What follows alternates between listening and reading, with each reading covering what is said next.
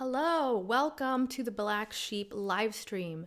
I am Salome Sibone, and I am the co-founder of The Black Sheep, a publication dedicated to anti-groupthink and individualism. So I have a very exciting show for us tonight. I got a lot of good news because I've been thinking about how much we are inundated with bad news and how much that makes us insane. There's something called the negativity bias, which is our very natural, innate tendency to overvalue the negative things. So whenever something bad happens or you are told something negative, you hold on to that, you stew over it, and you feel like it's more impactful than the same intensity of an event but positive. So think about comments on social media. It's a great example. When you get a negative comment, it tends to weigh on you a little more and bother you more than if you get a positive comment. The positive comments tend to feel like, oh, that's nice, and then you just move on. But the negative comments can stick with you just a little longer, and that's the negativity bias. So I was thinking, if we have this negativity bias, and now we live in this media-driven society where we're constantly inundated with information, particularly news, what does that negativity bias do to us with so many pieces of information that it can grasp onto and skew our worldview with? Probably not good. And so it's an interesting thing to me because I very much have that same feeling that a lot of people do, which is times are bad, everybody's getting crazy, things are going wrong, there's always something around the corner that threatens our liberty, our prosperity, our ability to live life the way we want to live our lives. But is that really, truly the case, considering all of human history? That's the thing that I try to rein my negativity bias in using, as opposed to what I'm going to do with us through this live stream today, which is go through a lot of the good news that we're just not seeing because it goes right past us. We hear a headline, we're like, oh, that's nice. And then there's 10 other headlines that seem catastrophic, and we zoom in on that, and we don't even spend time thinking about the very real good news that happens on almost a daily basis. So we're going to go into that, but I want to discuss first why I'm doing this and why I think it's a very black sheep mindset to intentionally seek out what is going well in a culture where you are intentionally bombarded with what is not going well. And so I've already explained to you the concept of the negativity bias, which is something that we all have. So even if we weren't in this media-driven society where every time you look at your phone, you have the potential to hear of some horrible crime or get a negative comment from some random person that's having a bad day, or just hear some bad news about a policy being passed that's bad, or encounter some bad opinion that makes you think, gosh, is this really how people think? So we have this magical device that allows us to be bombarded with bad news. And we have this tendency to overvalue the bad news that we encounter. So how do you deal with that now? This is so much different than most of human life before, where there wasn't just that much going on that we were in the know about. The fact that we're able to know about things that are happening all over the world, almost as they are happening, is unprecedented. So even if those things were kind of just mundane or better news, it's still an effective information overload that I think also impacts us in a way that makes us feel anxious, makes us feel like things are constantly changing under our feet. It's hard to know what the world will be like tomorrow. How can you plan your own life when things are changing so much? And so you see this kind of situation developing that I believe is in part due to our negativity bias now interacting with the unprecedented ability of technology to provide us with a constant flow of negative information. as opposed to like you living on your farm back in the 1400s and not getting news for a month. And then the news that you do get is, oh, did you hear so-and-so in the other village died? And so, oh, okay. Gosh, that's not great. Or your farm has some problem on it. Some animal gets sick. Oh my gosh, this is bad. But your world is contained within almost your sphere of influence and the sphere of things that will affect you. It's not, oh, did you know that there was this terrorist attack in an entire other continent, and it was one of the most historic terrorist attacks that happened in that continent, and here's some footage of all the people that are dying in it. That is not how humans have lived for most of humanity. And now we do live like that. And I think it's kind of crazy that we just live and we're reacting to these things a lot without taking a lot of time to think, what the hell is this doing to us? What does it do to a human being to be inundated with bad news from the whole world constantly, as many times as you plug into a media source that can provide you that bad news? I think it's making us sick. I think it's making us cynical. And I think it's making some people kind of crazy. And the problem with this, before we get into all the good news that you likely don't see, or you may have seen but just passed by it so quickly because of that tendency for good news not to grasp us the way that bad news does, that you aren't actually internalizing the fact that there are good things happening.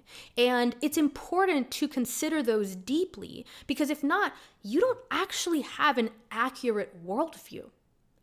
And so this is something that you see a lot today. It's this tendency for people, particularly in my generation, millennials and younger, to just be like doomsday fanatics all the time, as if that's hyper rational, as if there's something very enlightened and rational about thinking that everything is the worst it's ever been, and oh, obviously the world is terrible. And to me it's like, well, wait a minute, because one, if you know anything about human history, you know that if you are living in a Western country like the United States, like most of Europe, it is not the worst it's ever been. It's not even close to that. You're not experiencing a famine. You have electricity. You have temperature-controlled homes. You have incredible medical care that can cure most of the illnesses that people died from in the past. I mean, like, just those things alone are such massive increases in quality of life that to discount them and to think that because there's like cultural unrest and war, as if there's not been war throughout human history, because of these things, yes, the cost of living going up, yes, bad policies that are impacting that, yes, cultural strife that is exhausting and upsetting to deal with, but nonetheless, you're still not dying of infection. You're still not huddling around a fire in your shack inhaling things that are going to make you have serious illness and die younger just so you can stay warm because you don't have a central heating or a functional temperature control in your home.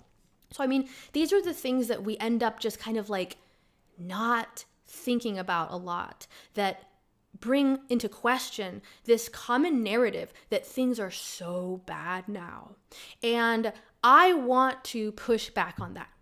Because not only do I think it's not quite correct, I think it's a very bad strategy for making things better anyway. So let's grant that there are problems and that we would like to fix them. I am of that mindset as well. You're not going to fix them by being irrationally catastrophic and by not recognizing what actually is working. And this is what's so important about paying attention to the good news and not getting into this mindset where it's like, I'm just constantly consuming all this bad news and all this cultural strife, and I'm updated on all these negative things all the time, and I delude myself into thinking that that gives me an accurate worldview just because I'm consuming so much information and I'm conflating that kind of like jaded view of the world with worldly knowledge. That is not the case. Worldly knowledge would take into consideration the vast human history where things were much worse than today, as well as the regular good news and advances that are happening today. So let me check my notes here, and I just want to give you a sense of what we're going to do here. There's going to be some participation moments throughout this live stream because I would like you to actually participate in this. Because here's the other thing. We need to engage with the things that we want to have top of mind. And a lot of people do that with negative things. I do that too, because of the negativity bias in part, and because we care about these things that we find offensive or going in the wrong direction. So we say, hey, here's why this is wrong. That's fine. But if that's all you do, and you're always engaging with the negative, that's going to impact you in a way that makes it harder to have that balanced perspective on the world that does recognize there are things that are good. And honestly, like, it's kind of woo, but I believe that if you have this vibe about you that's like everything's bad and I'm always fighting against these bad things, I know that attracts some kind of people. So I'm not going to say like, oh, no one's into that. Clearly people are. But the thing is, isn't it kind of refreshing when you hear something slightly different than that? When you get a perspective that actually isn't like, everything's terrible, all these people are terrible. I know, we know, like everybody knows that already. So why not take some time to intentionally engage with what is good, what is inspiring, what is real progress? So that's what we're going to do. So I'm going to have different parts throughout this live stream where I will take some time to ask questions and I will read out the answers so that we are doing this together in a participatory way that can actually help our brains heal from this crazy environment where we are constantly bombarded with negative things that our negativity bias globs onto and makes it crowd out all the things that are good, all the things that give us a sense of joy and desire to live and to do good. All right. So the first activity that I would like to do with you guys is to give me examples of the negativity bias in your life skewing your perspective. So think about that for a moment, because it's a useful thing to think about. It is so useful. I'm not just doing this for the sake of like, let's drum up some engagement, guys. I really want you to take a moment and just think today about something that in the past you went through where you thought it was so much worse than it actually turned out to be. Probably won't take you very long.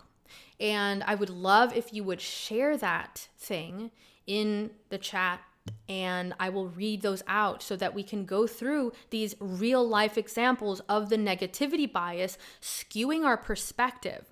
And what's so important about how the negativity bias skews our perspective in our own life, but also based on the media we consume and then the kind of worldview that paints for us, is that you take action in the world based on your perception of the world. If you think that the world is a bad and dangerous and terrible place, you are not going to take actions as if the world is a good place with good people that you should help to save and support and contribute to. On the contrary, you will likely develop a kind of nihilistic view, and you will treat others as if they are already in that category of bad people who are probably just waiting for their chance to do something bad. And so you see a lot of this in certain kinds of politics. You see it in leftist politics, where there's this idea of resentment against everybody that is one class above me. Doesn't matter how wealthy you are, if you're one class above, you are part of the problem. And so this globs on to this one detail, like for instance, being wealthy, being successful in some metric, even if it's not wildly successful. You're a doctor, you're an author, you're a professor, you're a small business owner.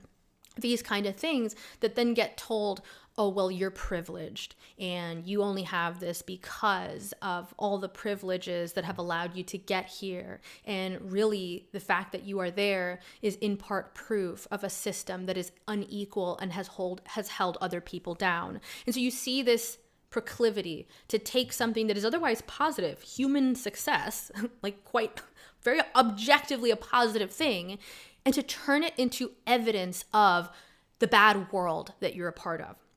And I think that more and more as we live in this technology-driven society where we're exposed to so many narratives and you get a front row seat to the fact that everybody's living in their own little world with their own little ideas about that world, and they're all different and they're all wrong in some way. And of course, they're all right in some way. But as you see this, it just confirms the fact that you really need to take responsibility for your worldview. And that's the whole point of this live stream is, what if we intentionally focused on the positive? What if we accounted for the fact that we know as humans we have a bias to view the negative as more intense and more important than it likely actually is, and to overlook and to diminish the positive? And so I'll give you an example of my negativity bias going off fairly recently. Really, really great story. Not for me, but it's hilarious. So I was house sitting for a friend, and they lent me their car. And that was so nice of them. And I like to say that I'm a fairly great driver. Okay, I don't get into a lot of accidents. That's whatever, that's proof enough. Well, of course, I pull out of the parking garage straight into a concrete column. And I get out of the car, and the mirror is dangling. The whole door is dented and scratched from the door down to the bottom part, like, beyond the door. So it's not even like, oh, okay, just the door. We could just replace the door. No, this was a disaster. And so in that moment, I was just like, oh, I am a piece of shit. I can't drive. I can't be trusted to drive other people's cars.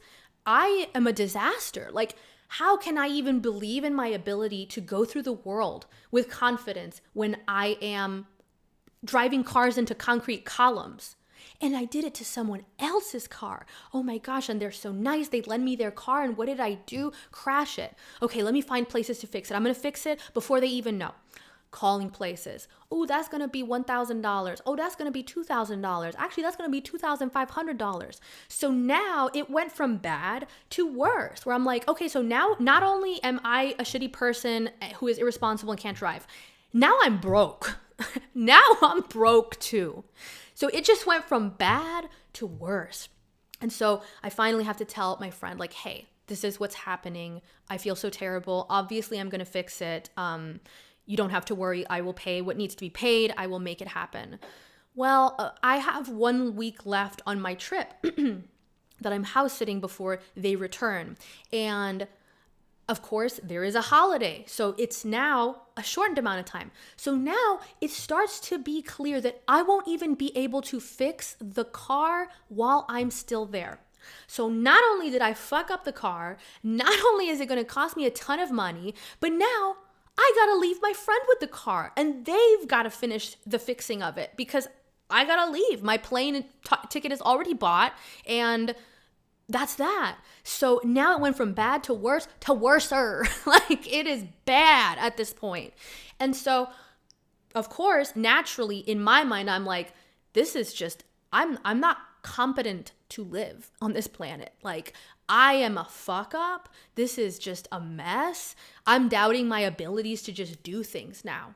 And so some time passes where I'm just like, I really was just like so down on myself. I believe I cried about it. Oh, I just like was so unmotivated to do other things. And I had this big speech coming up where I introduced Richard Dawkins on his tour.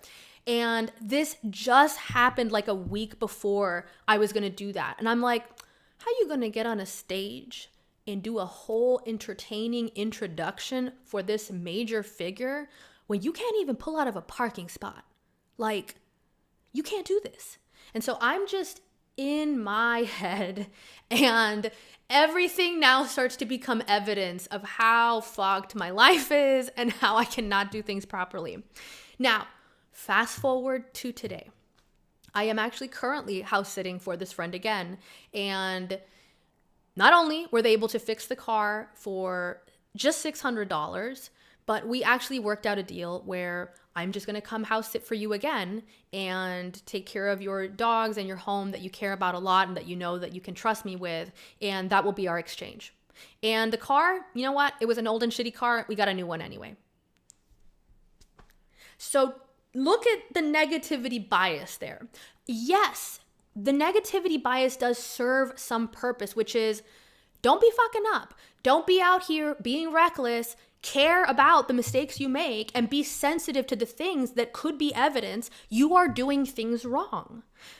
But did it actually make any difference that I hated myself along the way, cried, was miserable, doubted my ability to do some major career opportunity, and just got down on myself in a way that made no difference? It didn't actually matter. Everything turned out for the better, like way better than I actually would have expected. And so that's an example of the negativity bias in my life, where something genuinely bad happens, but I blew it out of proportion because of that tendency to think bad things are so much worse than they actually are. And then it just started to make other problems for me. And so that's the really scary part of not being aware of the negativity bias, is that you may actually create this self-fulfilling prophecy by which you think, oh, things are so bad, they're only going to get worse. And then you start acting in a way that can bring about that worst scenario because you're timid, afraid, insecure, bitter, resentful. All because you blew up this one negative thing that happened, when the reality is, I'd never damaged anybody's car ever before. So why should I really make it such a big deal that I did it once in a very honest mistake kind of way? So let me look through the chat and see if you guys have some examples of negativity bias in your life.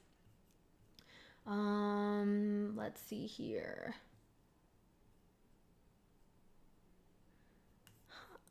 We are on Instagram, we are on Twitter, and we are on YouTube. So if you should like to comment, to drop your experiences into the chat, please do, because I will be checking them. Oh, this thing is so annoying. It's not working for me. Let's see. What do we got here? Okay. I don't see any comments showing up, so I'm going to skip this for now because I don't want to spend too much time trying to search through things. So let's get to the next part of here, which is the good news. And before we get started, I'm just going to invite you to take a moment and to pause, to let some of the negativity that is probably seeping into your day go, because we need to take moments more than ever, I know I do, to just pause and let go of some of the things that are stewing in our brain so that we can start fresh and maybe take in some good news, as opposed to being stuck in that mode where things are bad and I know things are bad and I don't want to hear about any good news. Release it. All right, let's get into the good news. First story, we're going to start with the environment, okay? And so what I'm going to do is I've got this broken up into 3 different sections: the environment, healthcare, and people just being good people generally. And these 3 things are interesting buckets for good news because they are counter to the narratives that we often hear about how bad things are going in this respect. So when it comes to the environment, do you really hear anyone saying, you know what, things are really getting better? we've got a real chance to solve some environmental problems. And I'm optimistic, honestly. I think there's good reason for some optimism. That is not generally what you hear in terms of the environment. On the contrary, you have even heard people say that they don't think they should have kids because they don't believe in the future of environmental progress. And so that's another example of just how dangerous it can be to indulge your negativity bias around information like the state of the environment, like the state of healthcare, like whether other people are good or not. It can shape your worldview in a way that makes you feel there's not a good future for you. And that's really not something that is healthy for any human being. And, let me be very meta here. Whether or not the future is good, you have to live like it is. I know that is like a secret. It feels like a secret that I'm not supposed to tell you that, hey, you need to actually believe in a good future, whether or not it is real. Because the fact is, one, if you're wrong, and there is a good future coming and you live like it's not, you fucked up your life. But two, if there's not a good future coming and you live like you're going to flourish anyway, and you still work hard and have a family and make time for the things that you enjoy and enjoy your connections with people, is that so bad? Like, maybe that's okay. And perhaps even better, if things are going to get worse in the future, maybe we should really be enjoying the things that are going well now. So I've got some comments here that I want to share in terms of the negativity bias. So one person said, just had this happen this week. Was on a business trip in another state and the Christmas party thing for a rather large global client of mine. As they can do, things got a little euphoric and I made a joke. Thought it went too far and went through a dark night of the self-castigating soul that prevented me from being able to sleep because I thought I fucked up a professional relationship. Instead, 2 days later, turned out to be nothing at all, not even seen by the other person in the same way. I needed a lesson for myself on not assuming my humor is always gonna fly with everybody, but other lesson on how trying to be my own judge and jury and executioner all the time is probably not best for my soul. Oh my God, I have been in those situations where you are up at night just reflecting on every error, every misspoken word. Those are the worst. That's the worst. And such a great example, though, of how not only the negativity bias of like, oh, this thing that maybe wasn't great is the worst ever. This little off-color joke I said that maybe didn't go over well is going to destroy my career. Like, it very much feels like that. And those are also the moments that there's another I believe it's a cognitive bias, but nonetheless, it's just kind of like an irrational way to think, where it's kind of like main character syndrome is akin to what it is, which is when you make a mistake, everybody's watching and everybody's going to think about it for the rest of your life. When they make a mistake, you notice it, you think it's silly and bad, and then you move on to go back to your life. And so that is the tendency that we all have, to think that everybody is analyzing every detail of what we are doing and weighing it and judging us forever because of it. And yet we don't actually do that to other people. And so that is a great example of negativity bias. I love that you shared that. And so I am very excited to get into the good news. So keep leaving your examples of negativity bias moments in the chat, because I think it's so fun for other people to see the very human experience of being like, that's it, I've really truly done the eternal fuck up this time. Because we know reading it like, oh no, that's not so serious, but you felt like it was the worst thing ever. And that is so true to how all of us go through these experiences where we have that negative bias. We glob onto something and feel like this is so much worse than it actually is. Okay, so I have broken up the good news the articles that I'm going to go through into 3 categories, which is healthcare, environment, and human goodness. And these are things that I think really suffer from the negativity bias, which is that we think these things are so much worse than they potentially are because we're inundated with bad news. And there is bad news in all of these things because the world is really big and there's a lot of people doing a lot of different things, and some of them are doing bad things naturally. But there's also good things. And those good things do matter. They do make a difference. And I think that when we don't take time to really consider that, we develop this narrative about how the environment is just bad. Everything that's happening about the environment is bad, and all the good things, they just don't make much of a difference because it's so bad. That is classic negativity bias thinking, because it's the overweighing of the bad, partly because we just consume so much more of the bad news and spend so little time on the good news, and because when the good news is presented to us, it does not hit us with the same intensity as the bad news because we're not wired for it to be that way. And so it makes us develop this irrationally dark view of the world like never before because of how much information we have access to, where it's like, we're all gonna die in 2025 or whatever. Like, what is the thing? It was like, first it was like 2024, I think, or something that was like, the environment is gone in 2024. And then it was like, actually, no, the environment will be gone in 2035. We're all gonna be on fire in 2035 for sure. It's just like, that sounds a little bit much. And so this is the thing that you can clue into the fact that someone has a skewed, emotional, negatively biased worldview if it sounds really, really intense like that. Because most things actually aren't like that. Most things are this complex mesh of good and bad, this eternal march of some steps back, some steps forward. And the risk with being consumed by this negative worldview where you think it's only steps backward is that you don't start to see what is working, and you don't put pressure or contribute to make those things that are working keep being used and spread.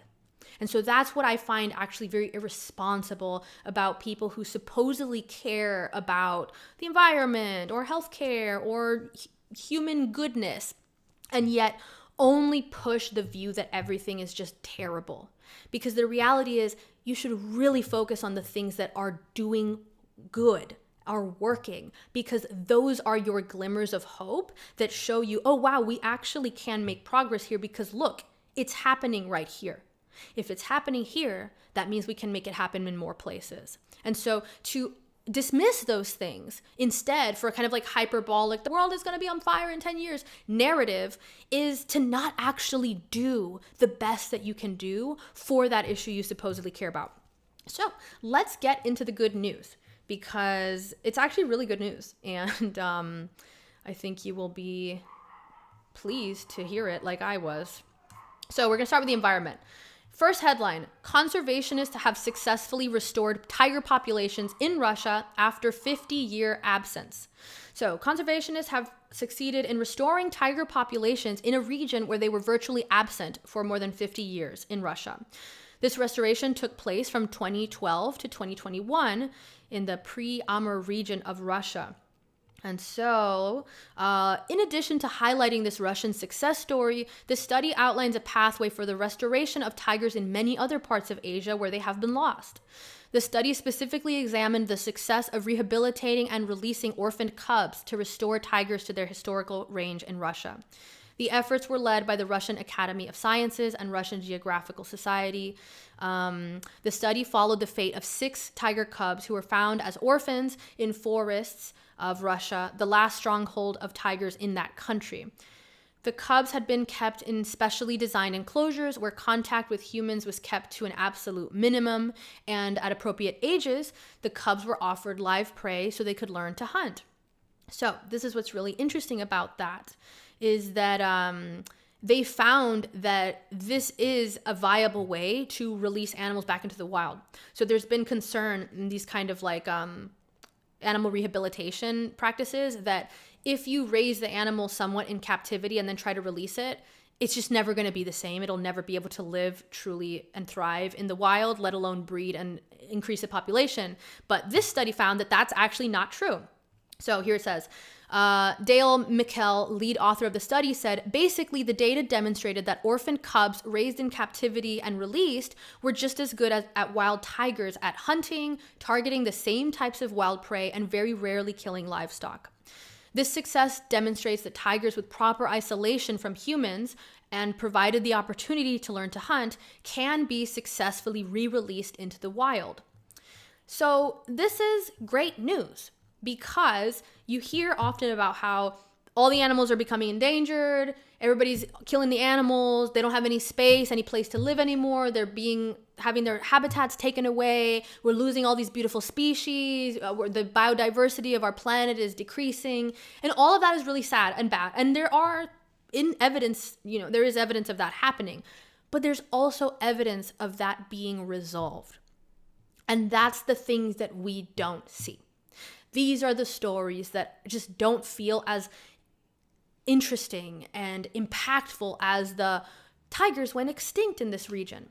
Legit, like you will see the headline that says, tigers now functionally extinct in this region of Russia where they have historically lived. Oh my God, it's evidence of how humans are so terrible and we're destroying the planet and we're taking over all this land, and that's why we shouldn't be building more housing because we're taking over the land and the population is growing too much and it's a problem of population. We need to control the population.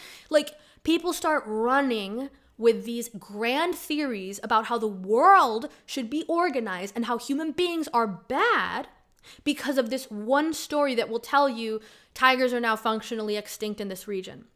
But then what happens when I tell you conservationists have successfully restored the tiger population in Russia after a 50-year absence? What do you do with that information? Do you have the same kind of intense response of like, oh my God, humans are amazing. We are the caretakers of this planet. This planet is going to thrive and become so full of life and beauty, and we can live alongside the animals in abundance together. Like, are you jumping for joy about how great humans are and the beautiful future of the environment? Probably not, right? Because you think, well, that's one good story. True, that is good. It's good news. But I mean, what about all the bad news?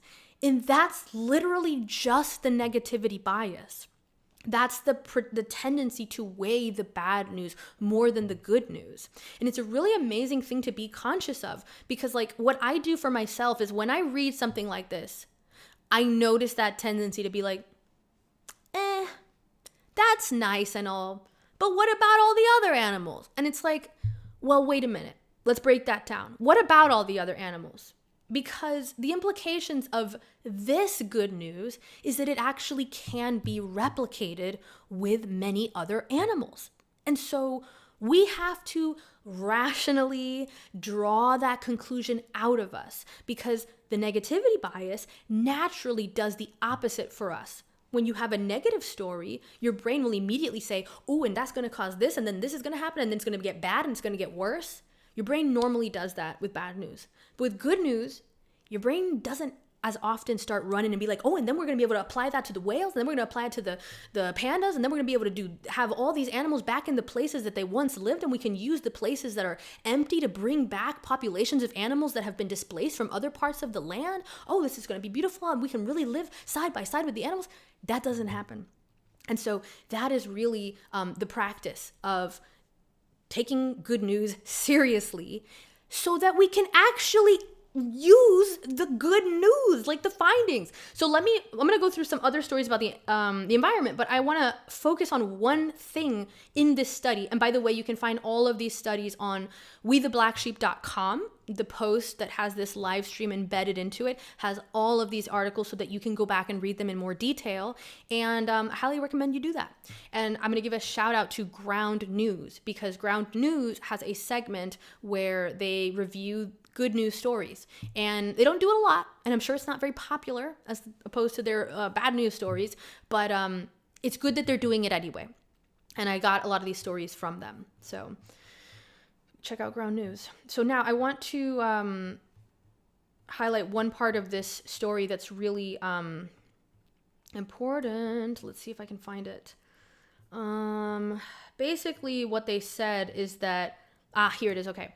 Tigers currently exist in an estimated 8% of their historic range, with much of their original habitat lost to human development. But another recent study by WCS scientists and collaborators led by Dr. Eric Sanderson demonstrated that there are more than 700,000 square kilometers of empty habitat that is suitable for tigers across Asia, but where tigers are absent. Of course, there are obstacles to restoration. Reasons for original expatriation must be understood and mitigated. Prey populations must often be recovered, and hunting pressures reduced. But until now, both researchers and conservation practitioners were unsure how to bring tigers back to areas where they have been lost. With 4,500 fewer tigers scattered across 63 remaining landscapes, capture and release into new areas could threaten the source populations. And tigers in the World Zoo are not equipped with the skills that they need to survive in the wild and do not retain the innate fear of humans needed to avoid conflict. So this study shows how to solve for that problem. This study shows that you can raise tigers, at least, and other animals that are going to be similar in captivity in a way that retains that fear of humans that they need, teaches them how to hunt for their natural prey so that they don't go after livestock as much, and potentially return them to parts of their more native countries that are just absent because people don't actually use that land. And so instead of them being in competition with the land that we're trying to use, put them in the land that we're not. So this is actually great news. It's just great news. And then you just don't really hear about it. So I think that's so fascinating, how we tend to have that bias. So let's look back at some of your stories. I've got one here from Cody. Just moved and the process of transferring my internet service did not go smoothly. Had to have a technician come out twice within a week. At the time, it felt like the worst possible thing happening on the tail end of a stressful move. In retrospect, it was a minor speed bump at worst. That's so real. Because when it comes to an internet thing, nothing can make you feel like shit is just going wrong, like your internet not working. There's so many times where I'm like, okay, let me get to work, and then the internet doesn't work. I'm just like, is it just me? Is this just how I live? It must be only me that doesn't have functional internet. What does it mean about me that I don't have functional internet? What kind of person doesn't get their internet functional, always working? And it's just like, what? When you think about it, it's just like, why would you blow that out of proportion in that way? But that's that tendency to just overweight the negative. And it's interesting because it serves us, it had an evolutionary advantage, which is pay attention to bad things because they might be a sign of trouble to come. But that's the framework then. Like, you can just look at the thing and be like, is this truly, rationally, a sign of trouble to come? Does this really prove that I am making major mistakes in my life? And if that doesn't seem rational, then just you let it go. But we have to have that awareness. I think so many things about like what it means to be a human in modern society and moving into the future in a functional way is to become aware of these evolutionary predispositions that once served us, but we have now created a society where we don't need them. And that's great because we've made a society that's generally comfortable and safe and has abundance, but we weren't built for that kind of environment. We were built for its opposite. So now we're like, so many things are this mismatch between what we evolved for and the world that we created for ourselves, which is to solve for the things that were constantly problems for us pre-civilization. So now is the era of becoming aware of your primal inclinations and the mismatch between modernity and those inclinations. Okay, let's go on to the next good news. I'm going to go through this one. We got another animal that's thriving. So this is the thing. You hear so many stories about the animals being extinct, they're endangered, and that becomes just like the narrative around the state of animal existence in our world, which is, on average, they're either fine or they're going extinct. That's it. We have this evidence that not only are they not always just going extinct and there's no other thing than that, you actually can bring back animals that may have gone extinct. So this is an interesting story that evidences that. Hawaiian crow that went extinct in the wild decades ago released on Maui. So 5 Hawaiian crows were released Wednesday on Maui for the first time as part of an ongoing effort to return the species to its home, conservationists said. The Hawaiian crow, or alala, were found last on Hawaii's Big Island, but they went extinct in the wild in 2002. The birds, described as intelligent and charismatic, are the last survivor of all the Hawaiian crow species. Habitat loss, predation, and disease by introduced species are threats, among other factors. The translocation of alala to Maui is a monumental step forward in conserving the species and a testament to the importance of partnership in reversing biodiversity loss. So, the release is the result of years of preparation by multiple organizations and agencies, including the U.S. Fish and Wildlife Service, State of Hawaii Department, blah, blah, blah, blah, blah. Very, very good for all of them. The 5 crows released included 2 females and 3 males that spent months in a social group and were establishing close bonds. So the birds were assessed by veterinarians, whatever, they were left. This avian recovery specialist says, it means a lot to me to care for these birds. The forest wouldn't be there without these birds. 30 of the birds were reintroduced between 2016 and 2020 in the Big Islands Forest Reserve. After several successful years, the numbers began to decline and reintroduction efforts were paused. And so now they are releasing them again. And these 5 birds represent the ability to bring back a species that were functionally extinct. And so I know crows are not the most it's no pandas, right? I know it's no pandas. Everybody cares about the pandas and it's very sad. No one wants the pandas to go extinct. They're just very cute. So I know the crows maybe don't get as much attention as the panda headlines might, but it's still the important detail in this is the fact that we are able to reintroduce species that have gone extinct through propagating them in human conservation centers and then reintroducing them. That's so good. That's such amazing news. And the thing is, there are people doing this. This article talks about people having done this. It's oh, I've been doing this for 20 years, working with these birds, getting them ready to be re-released. And you just don't hear about that. And that's, I think, kind of sad in some regards because if you're this person that's trying to do this good work, you need a sense of hope. These people that are releasing these birds, they believe that they can do what they're trying to do, which is bring these birds back from extinction on these islands. And so for the cultural dominant narrative to be all the animals are becoming extinct and there's no way to do this without humans just fully stopping the construction of civilization and the population declining further, it's just not true. And it's sad because it overshadows and erases the work that people are already doing to bring back species that have gone extinct or endangered and to reintroduce them and to help them thrive. And that's a problem when we allow the negativity bias to skew our view like that, because then we're not able to highlight what's actually working. This is good. Not only is it just good, but the fact that they're doing things that are working. And so we should be highlighting that instead of just the bad news. And when we have that narrative of the state of the environment, if it doesn't include the fact that okay, yes, there are animals that have gone extinct, that are going extinct, that are endangered, and that maybe don't have the same hope, but then you have these stories.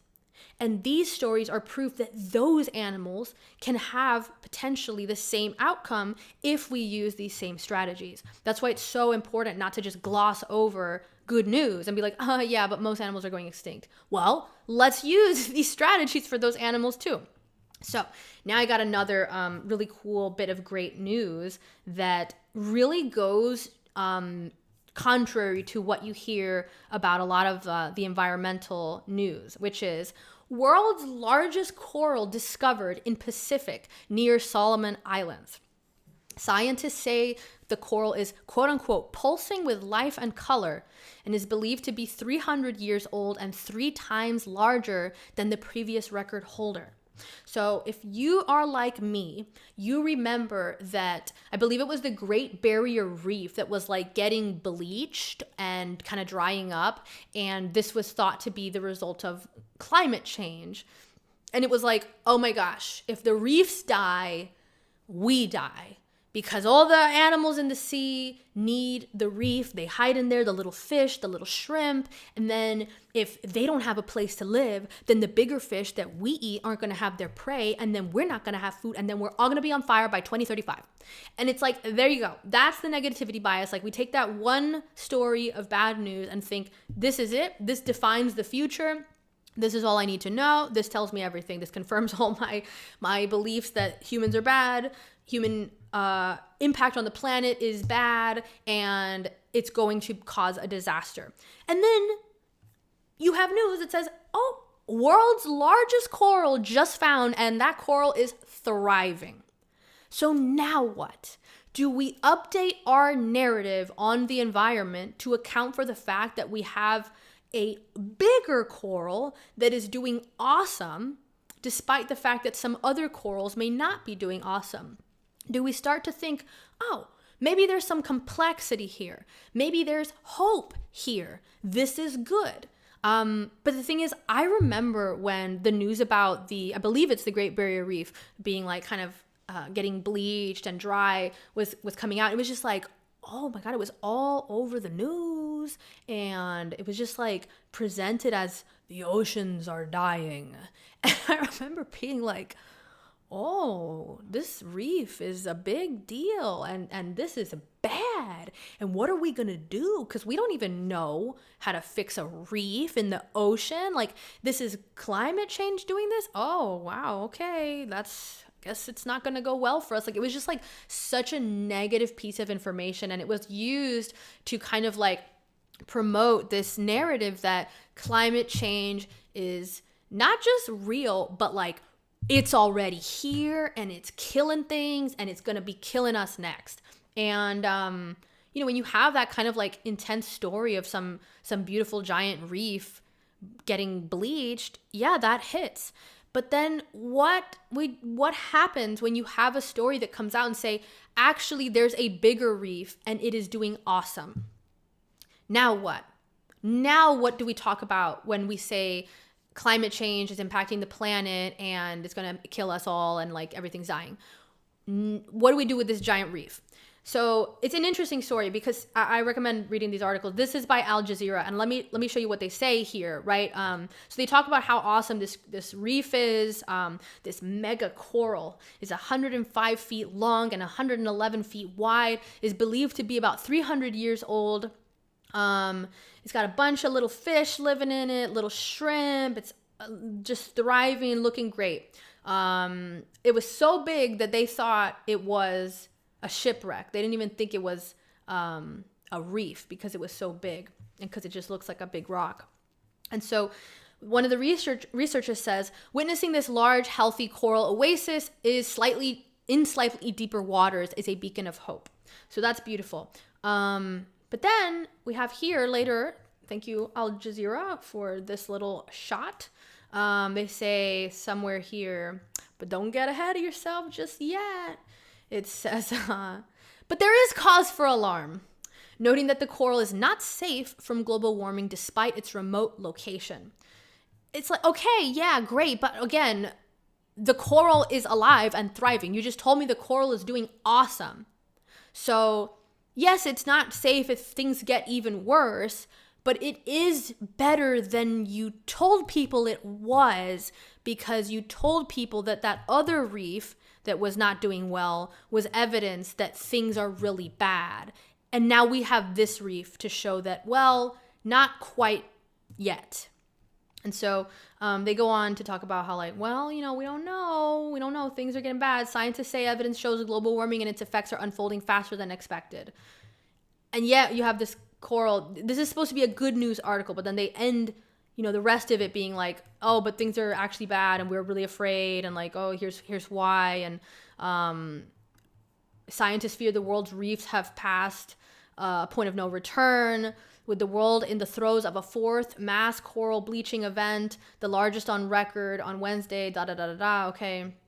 So there are 44% of reef-building coral species globally at risk of extinction. And then they talk about the ocean provides our livelihoods and has contributed, And I agree with all that, but it's like, wait, let's go back to the title of the article. World's largest coral discovered in Pacific near Solomon Islands. Let's read the byline. Scientists say coral pulsing with life and color, believed to be 300 years old and 3 times larger than the previous record holder. So, this is that like competition, right, between the narrative and the news, like the actual information. And so I think that particularly the climate change narrative is one that has really suffered from that intense negativity bias and that inclination to think that if we just scare the shit out of people and tell them that you're gonna fucking die if this coral dies, like that's that, maybe things will get better.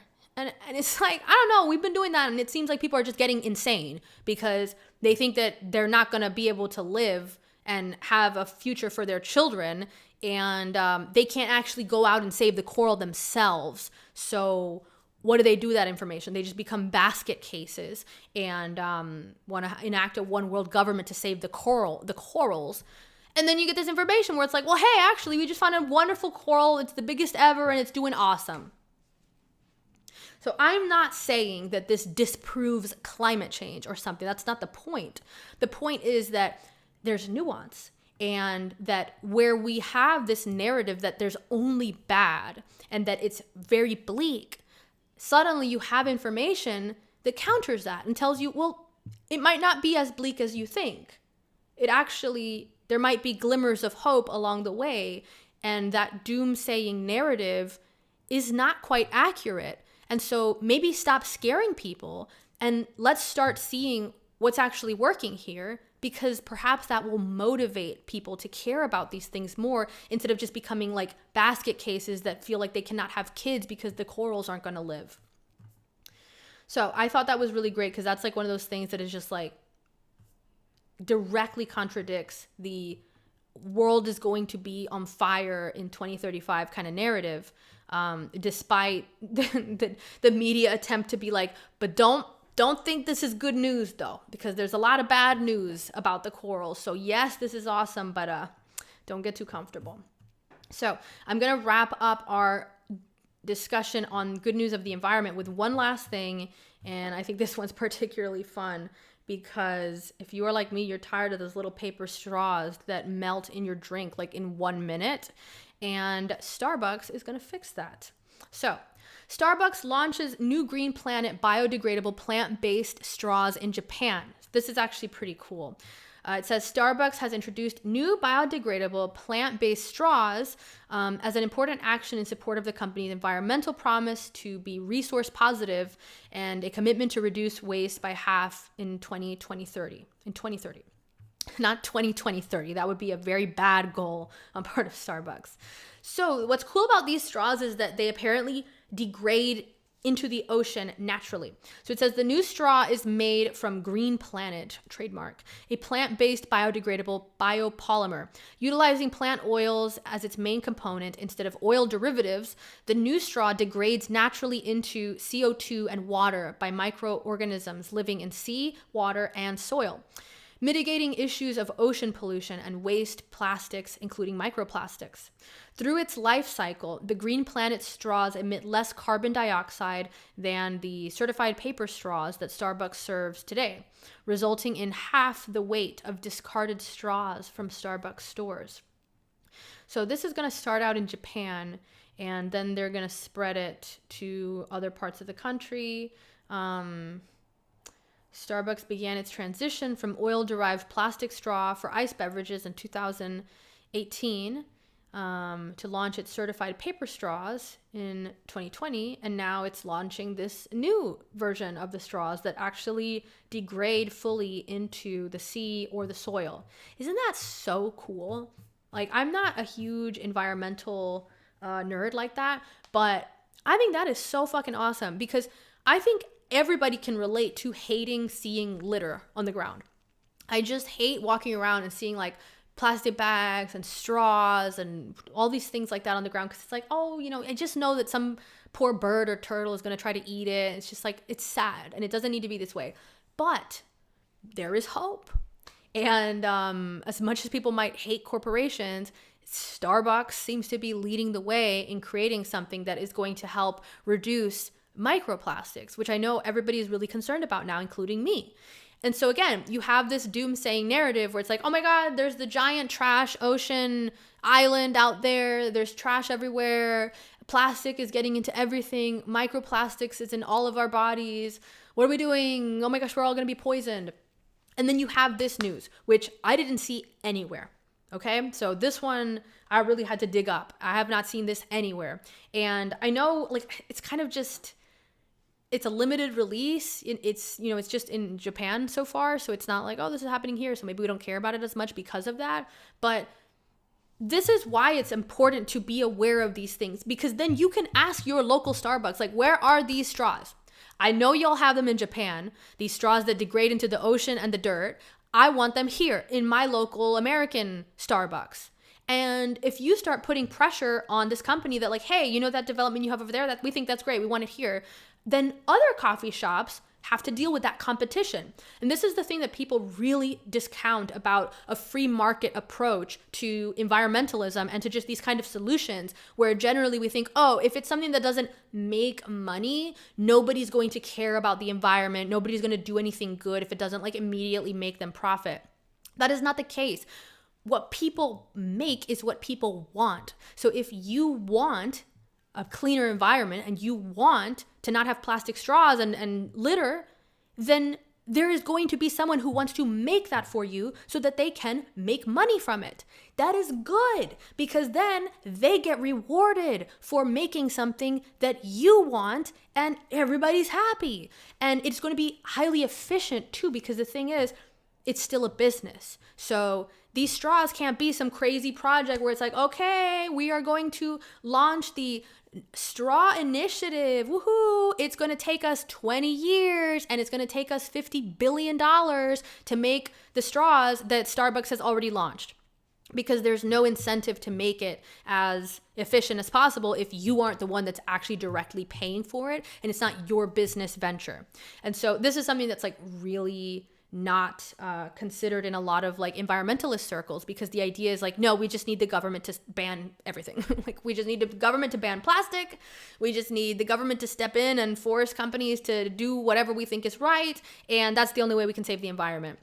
And I really think that like that underappreciates the very innate human desire to innovate and to solve problems and to thrive, because you are the one that has solved a problem that everybody has. Like, that's what business is. And so very much like, if you want these things, there's going to be someone who wants to make them for you because you'll pay for them. And that's good, because that's going to happen a lot faster than the government that can't build a bridge or anything within less than like a lifetime and like in any normal amount of money for it either. So Starbucks, right? Like, this is supposed to be like the evil corporation, is kind of like leading the way with reducing microplastics because of these straws. And again, this is one of the things that's important about taking good news seriously, because if you don't even know that this is happening and you don't decide like, you know what, I really care about that, I'm going to patronize that business because I like what they're doing and I want to support that.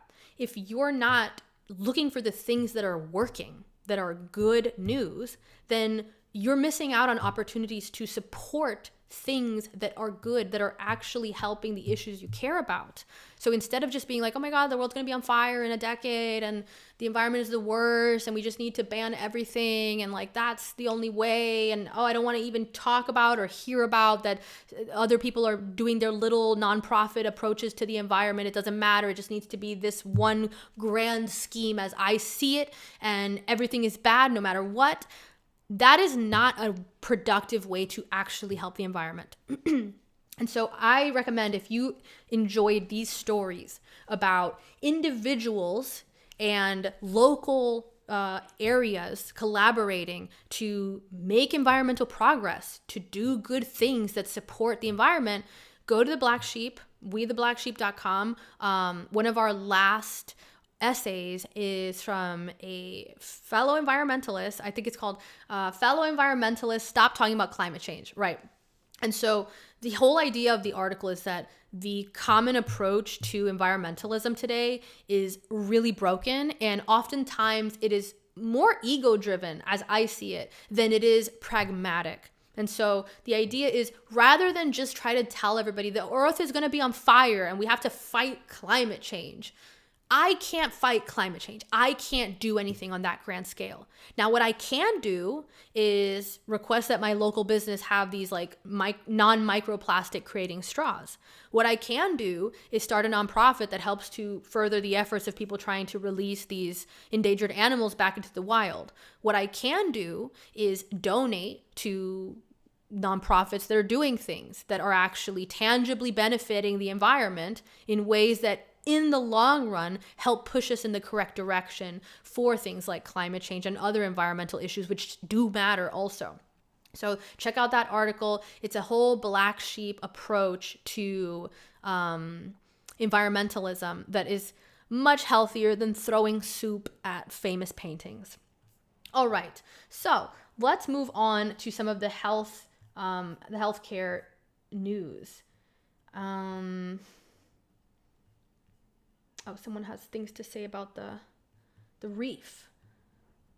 Also, regarding the Great Barrier Reef, it's apparently made a significant comeback in recent years. I just found this out and thought it was interesting that this news seemed to get a lot less attention than the news that it was dying. Well, I didn't even know that. I didn't even know. I think I remember hearing about that. But again, negativity bias, it's just like, oh, that's nice. But I remember the aura of hearing that the Great Barrier Reef was bleaching. I don't know if it's just me, but I remember hearing that and just being like, whoa, we're killing the planet. Like it was just like the most bleak feeling around that news, to the point that I remember it. And then you have this where it's like, actually the reef is not declining the entire time. It's like it's making some improvements. Actually, we just found another reef that's even bigger and it's doing awesome. But we don't update the narrative. And I think that's so dangerous because then we just keep this worldview that isn't accurate to the world.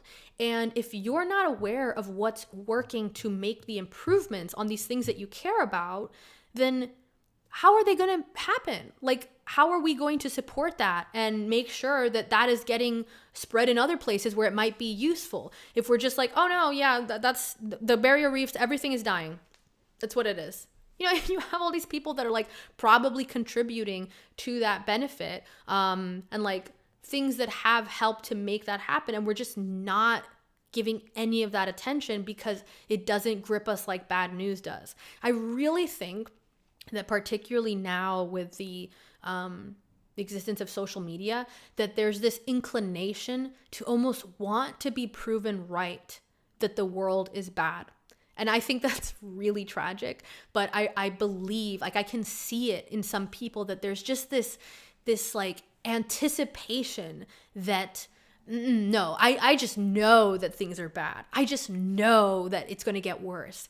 And it's like, I kind of think you want that. It seems like you are eager to prove that things are getting worse. And there is a whole messy psychology behind that, by which people who have internal turmoil, right? They feel like their lives are bad. It is much more pleasant on you to look around and say, actually, it's the whole world that's bad. As opposed to saying, oh, things are actually getting better in the world. This is a good time for humans to live. Like there's problems, but it's been much worse in the past. Like there's a lot we can work with here to uplift humanity and to keep moving forward. There's cause for hope.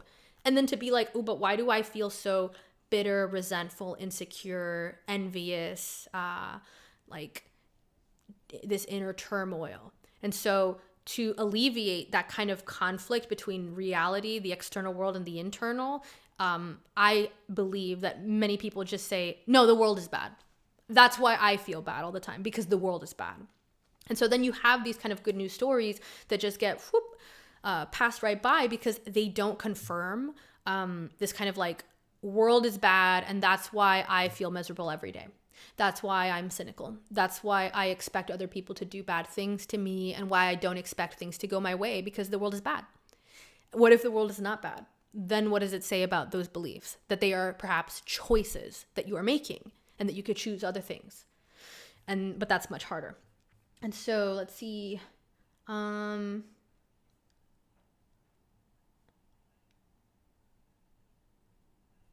I think, okay, someone said, Darren, positive news. The Klamath River is flowing with no dam, and dead water is no repairing itself and ready for its pre-existing salmon population.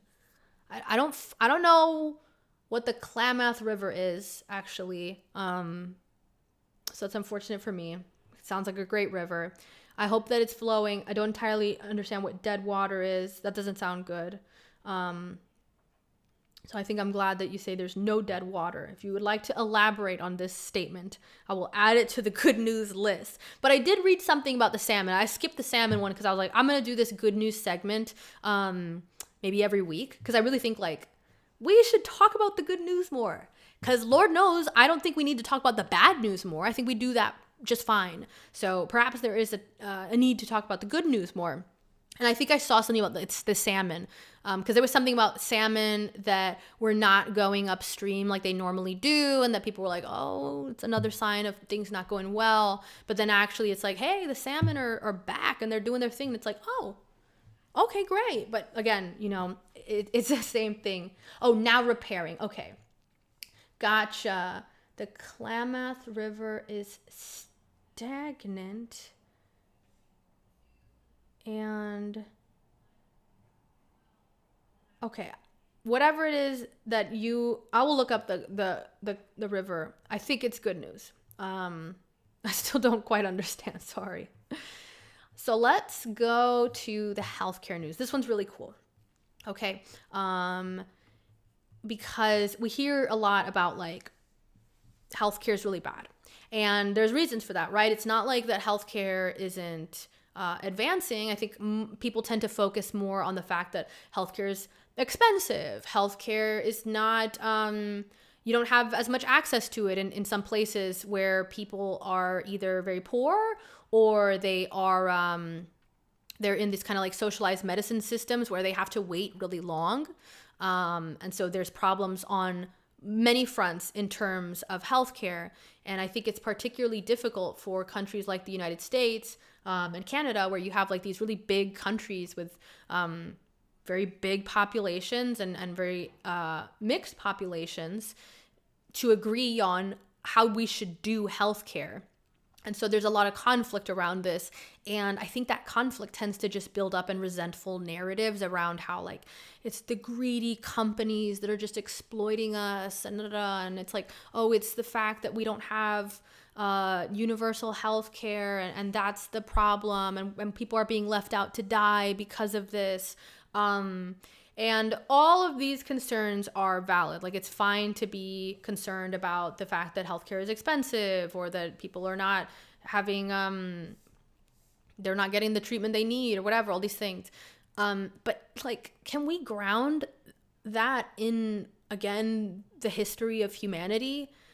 The long history of humanity where you just died all the time because there was no medicine, because there was no hospitals. I just think that it's not, like, as much as I sympathize with people who get that like insane healthcare bill, and I hate that, and I think we should change that. I do think that we should also recognize that healthcare has advanced miraculously. I mean, people live now so many times where they would have died otherwise of things that are so benign, like infections or like traumatic injuries. That's so amazing. Yes, there's problems with the healthcare systems that we use to deliver that to people, but for fuck's sake, people are living. I mean, I don't know. I'd still rather pay like a lot of money to live than to be like, you know what? I'm just going to die. Fuck you, because you're asking too much money. So I'm just going to die instead. Like, it's still better than the alternative, which is everybody just died. Like, it was really bad.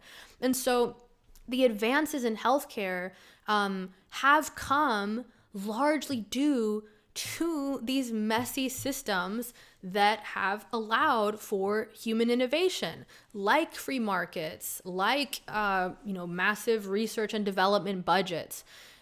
There's problems with all of these things that we can discuss, but to paint healthcare with this one broad brush as like, oh, that's that terrible thing where we just get exploited for the thing that should just be a right because no one should have to pay to live. Like, I'm sorry, please grow up. People died of infections. People died because they stepped on a rusty thing and died of tetanus. Like, people were dying left and right in the worst ways.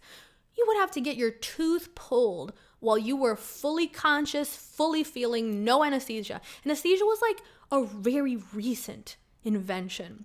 There are so many incredible advancements in healthcare that have allowed for people who would otherwise have lived miserable or very short lives to thrive, to extend their lives. And you're mad because you have to pay for it in some regard. I'm sorry. Let's contextualize this within the history of humanity where we didn't even have healthcare, where that wasn't even a thing, okay? And now let's compare that to some of the information that we have, some of the good news. So here's one. Woman receives world's first robotic double lung transplant.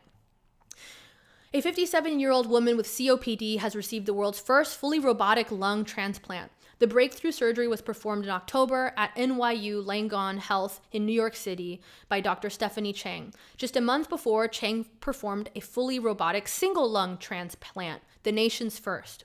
The latest innovation is a watershed moment in lung transplantation surgery worldwide and the beginning of a new era in patient care.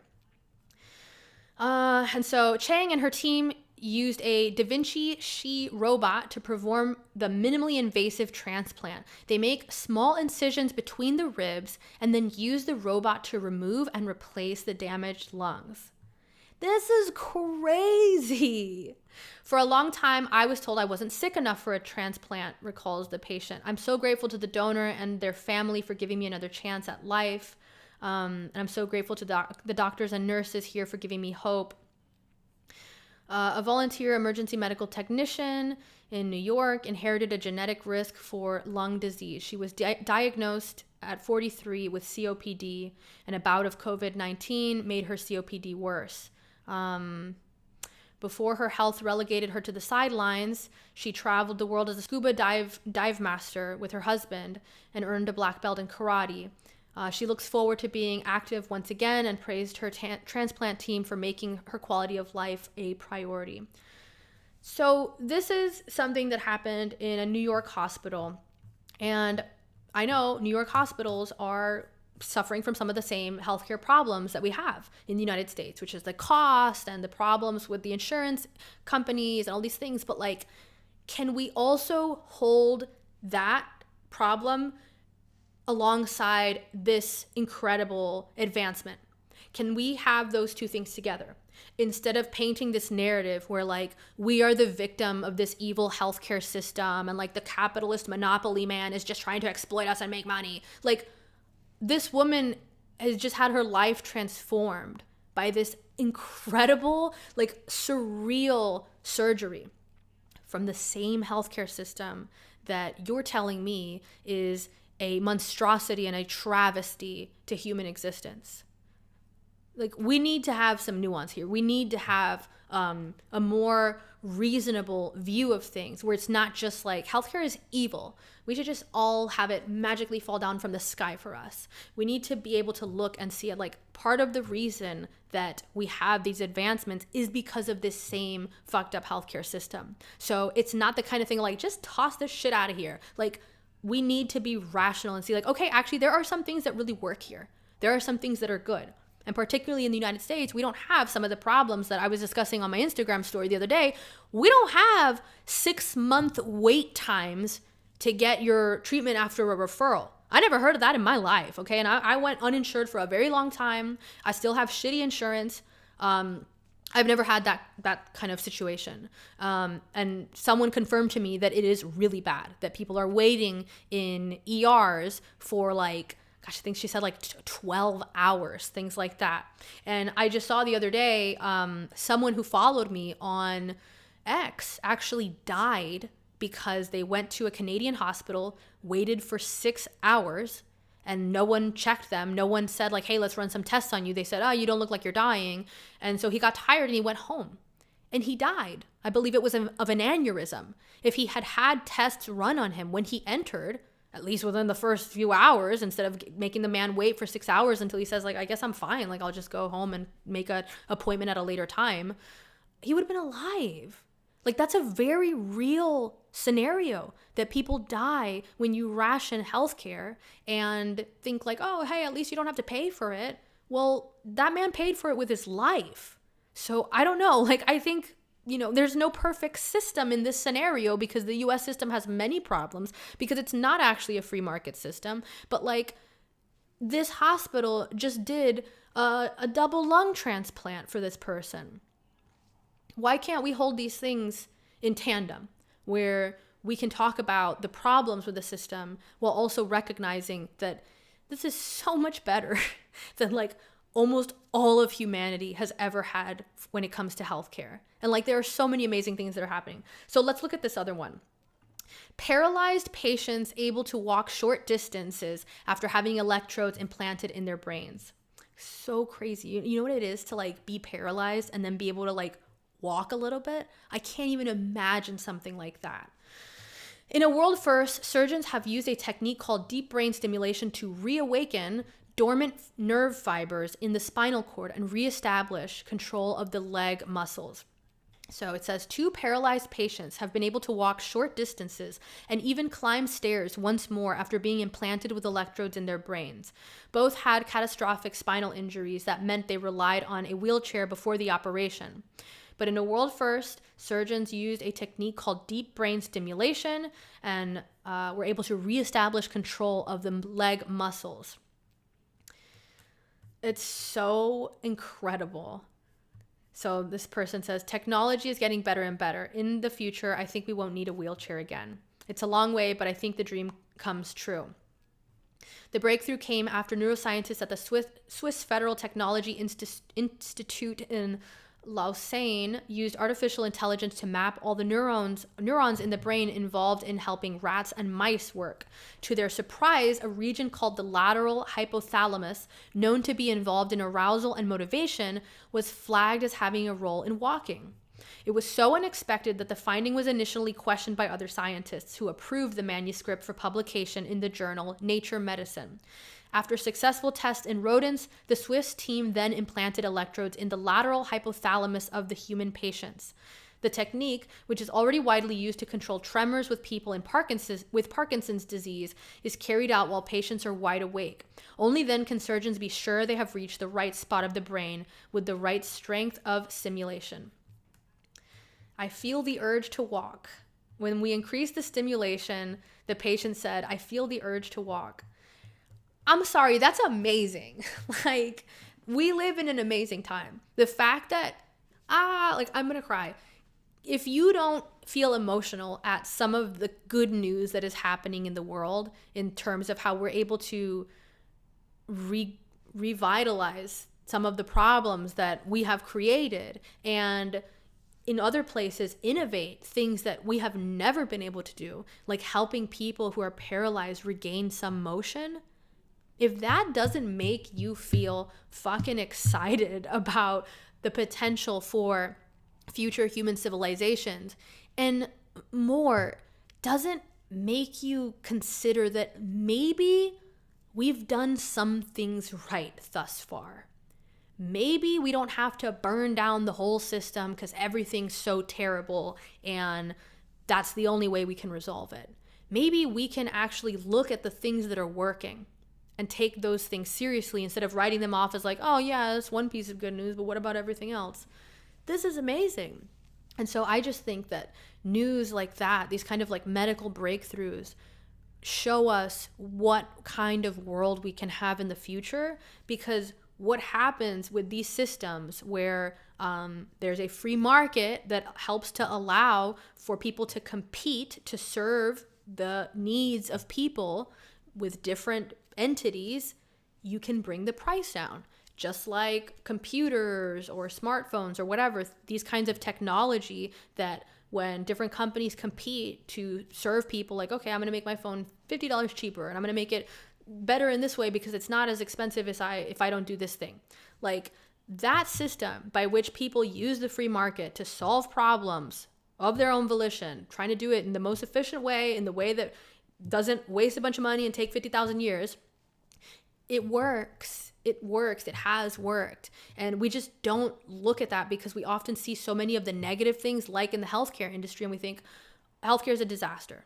People are just dying left and right. They're not getting their treatment. It's terrible. It's like there are problems, but there are solutions too. There is progress too. And things like this, like you really just can't discount the fact that we are helping to make people walk again after being paralyzed. That's incredible. Okay, and then there's one more health thing that I think is useful to keep in mind in terms of good news, because you hear a lot of bad news about this. And so here's the headline: AI used to predict COPD flare-ups from urine samples. So patients taking part in a study carried out a simple daily dipstick test on their urine and sent their results to researchers using their mobile phones. Using AI to analyze the results, researchers were able to forecast a deterioration in symptoms 1 week in advance. This could make it possible to take steps such as altering treatment to minimize or even prevent flare-ups. COPD, which includes emphysema and chronic bronchitis, is a serious and long-term lung condition. COPD is the third leading cause of death worldwide. A flare-up in symptoms such as difficulty breathing and coughing is known as an exacerbation. And so the study leader said, COPD exacerbations are when someone with COPD becomes very ill and needs additional treatment, either at home or in hospital. The current treatments are reactive to severe illness. It would be better if we could predict an attack before it happens and then personalize treatment to either prevent the attack or reduce its impact. We wanted to develop a predictive test that would act like a personal weather forecast of impending flare-ups. And so this is so cool because it uses AI, right? Which you hear a ton about how AI is terrible, including in its use of healthcare. I believe that's one of the things that was making that United Healthcare, whatever that company, I forget, it's just United Healthcare, I think. They were using AI to like auto reject a lot of claims, and their AI wasn't doing a great job. It was like rejecting 90% of claims even when the claims were valid. And so you hear something like that and it's like, this is inhuman, this is terrible, this is our dystopian AI future.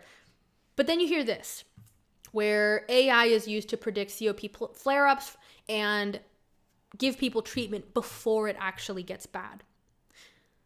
Two stories, two different narratives that you can create from that. But usually we're going to focus on the negative one.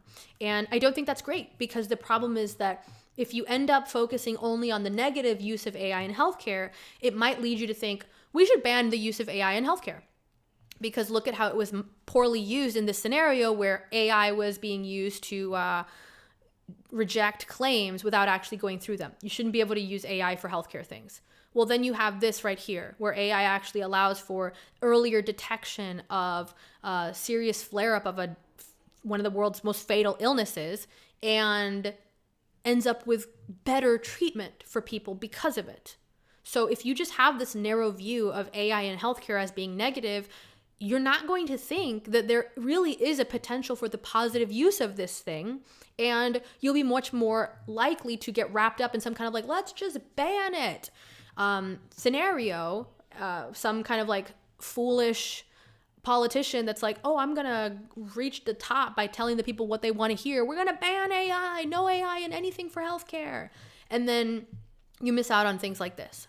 So I think this is another example of how we can attach to these narratives around things being bad, and we just don't care that much when it's like AI is used to predict COPD flare-ups and provide early treatment. It's like, that's nice. But it's actually a huge deal.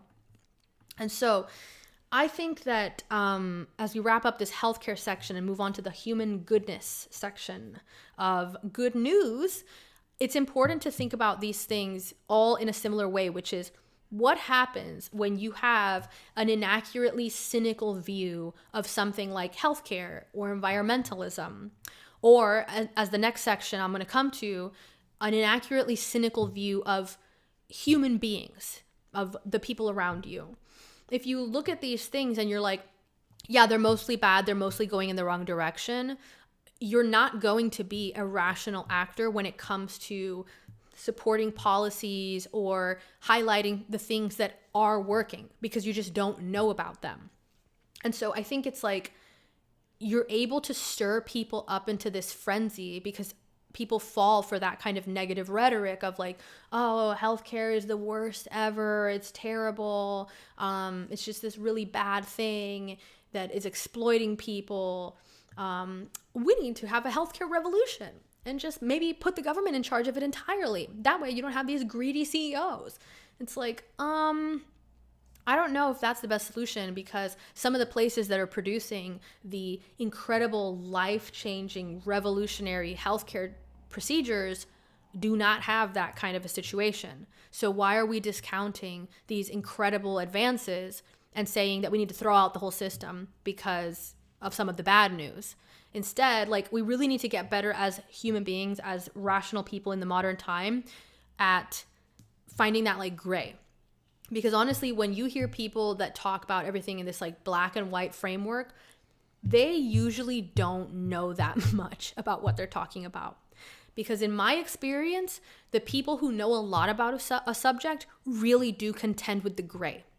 They do recognize that there's problems, but they also do recognize that there are progresses.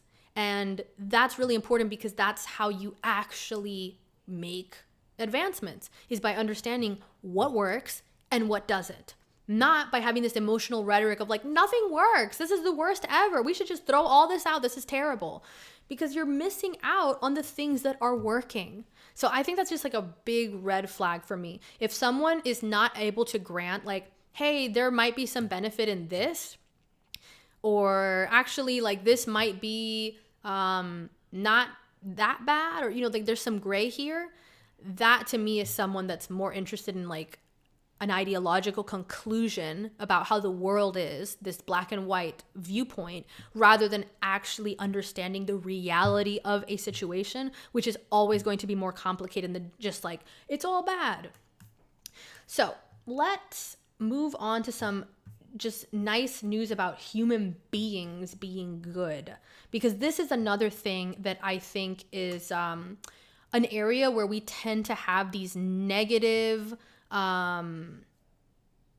narratives around how things are, and it skews our view of the world because we think that things are just bad.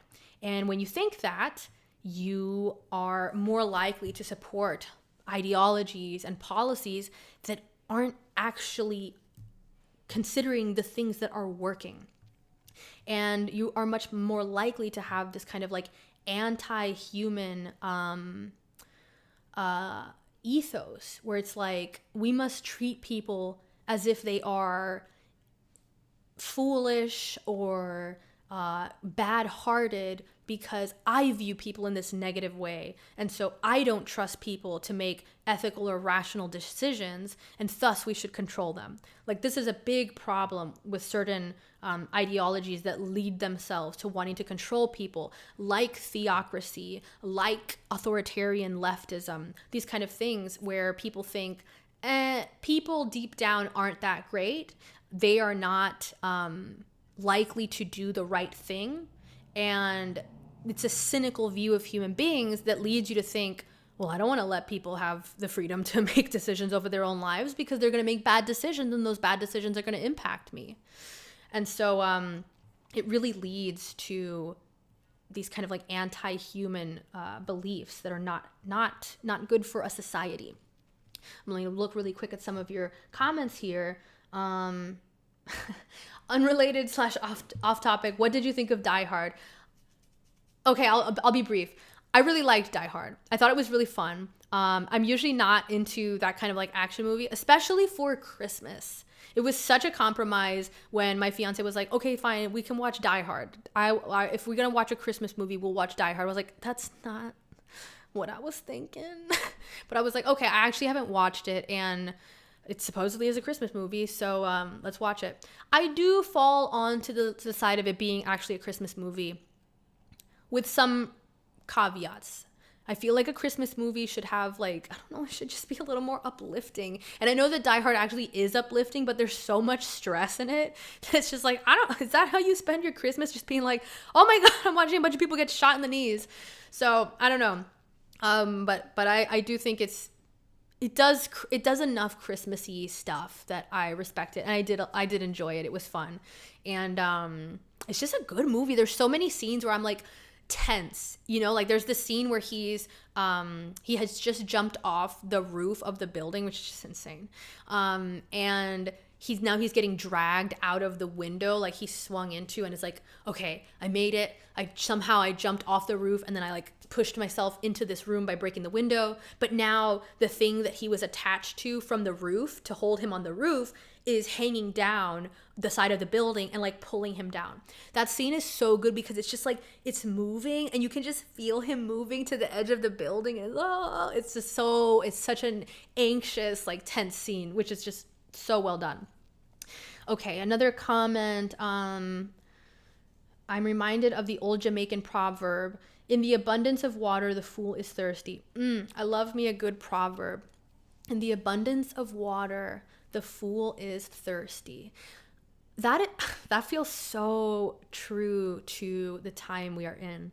And let me tell you that I have to make this clause a million times and say, I know that there are problems. I recognize them. I care about them too. I'm not saying there's nothing to fix. I'm not saying we live in utopia. I'm just saying, if you compare our current time, me living in the United States in 2024 right now, to like almost all of human history, I prefer it. I really do. And the people who don't prefer it, they will usually pick a time that's like literally just within the last 50 years. Like they'll be like, I liked the 60s more. And it's like, that is not even the blink of an eye. That is a half blink of an eye in the span of human history. So for all intents and purposes, you like modernity too. Like you might have a squabble about which little fraction of modernity you prefer. Fine. But this is still talking about the same time period and functional like system of classical liberalism for the most part in an industrialized Western society.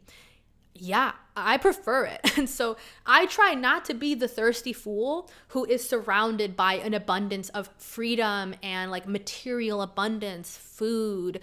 It's just like we're surrounded by so much. And I think it's really helpful, one, to travel to places that do not have that. That is something that you have to feel the lack. It really reminds you to keep it real, because there are people right now that live in a shack and do not have they're not live streaming, they're not dressed in like soft new clothes, they don't have temperature control, they don't even feel safe in their homes.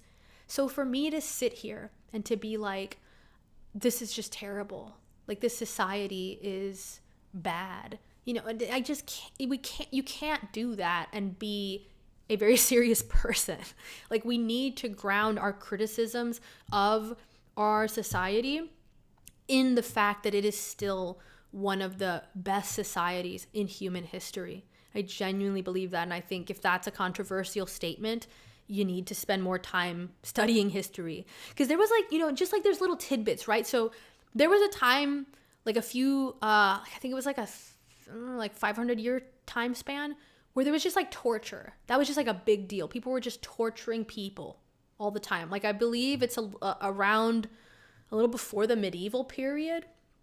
I get my dates wrong all the time on these things. But there was just like, torture was such a big deal. It was like, oh, we just figured out that we can invent devices to cause maximal pain. as opposed to just like killing our enemies. Yeah, it's just like, and people would kill people throughout history. It's not just that time period where they were inventing crazy devices to like innovate torture. Just like the degradation of the individual, like the idea that your life didn't matter as an individual and you could be sacrificed for any purposes, whether it's for the tribe or for your empire, whatever.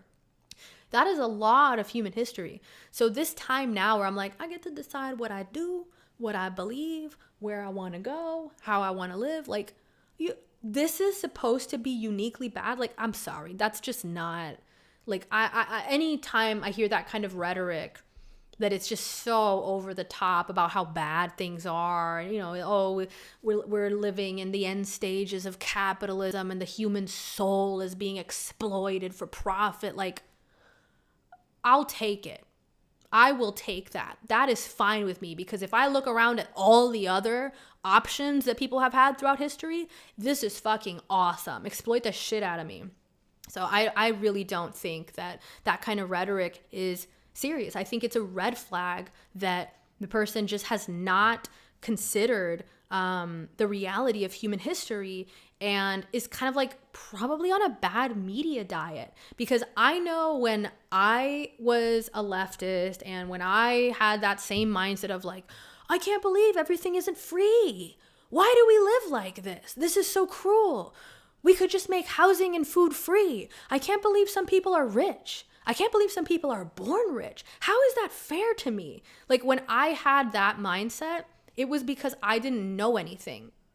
So I was born and raised in this really comfortable society. And so I started looking for the things that were uncomfortable because I didn't know how deeply uncomfortable the rest of the world and human history was. And so it's like this thing where you just adapt to whatever the baseline is. And if the baseline is freedom, abundance of food, material wealth, independence, entertainment, just like truly like a hedonistic paradise if you want it, if that's your baseline, you're going to find something wrong with it.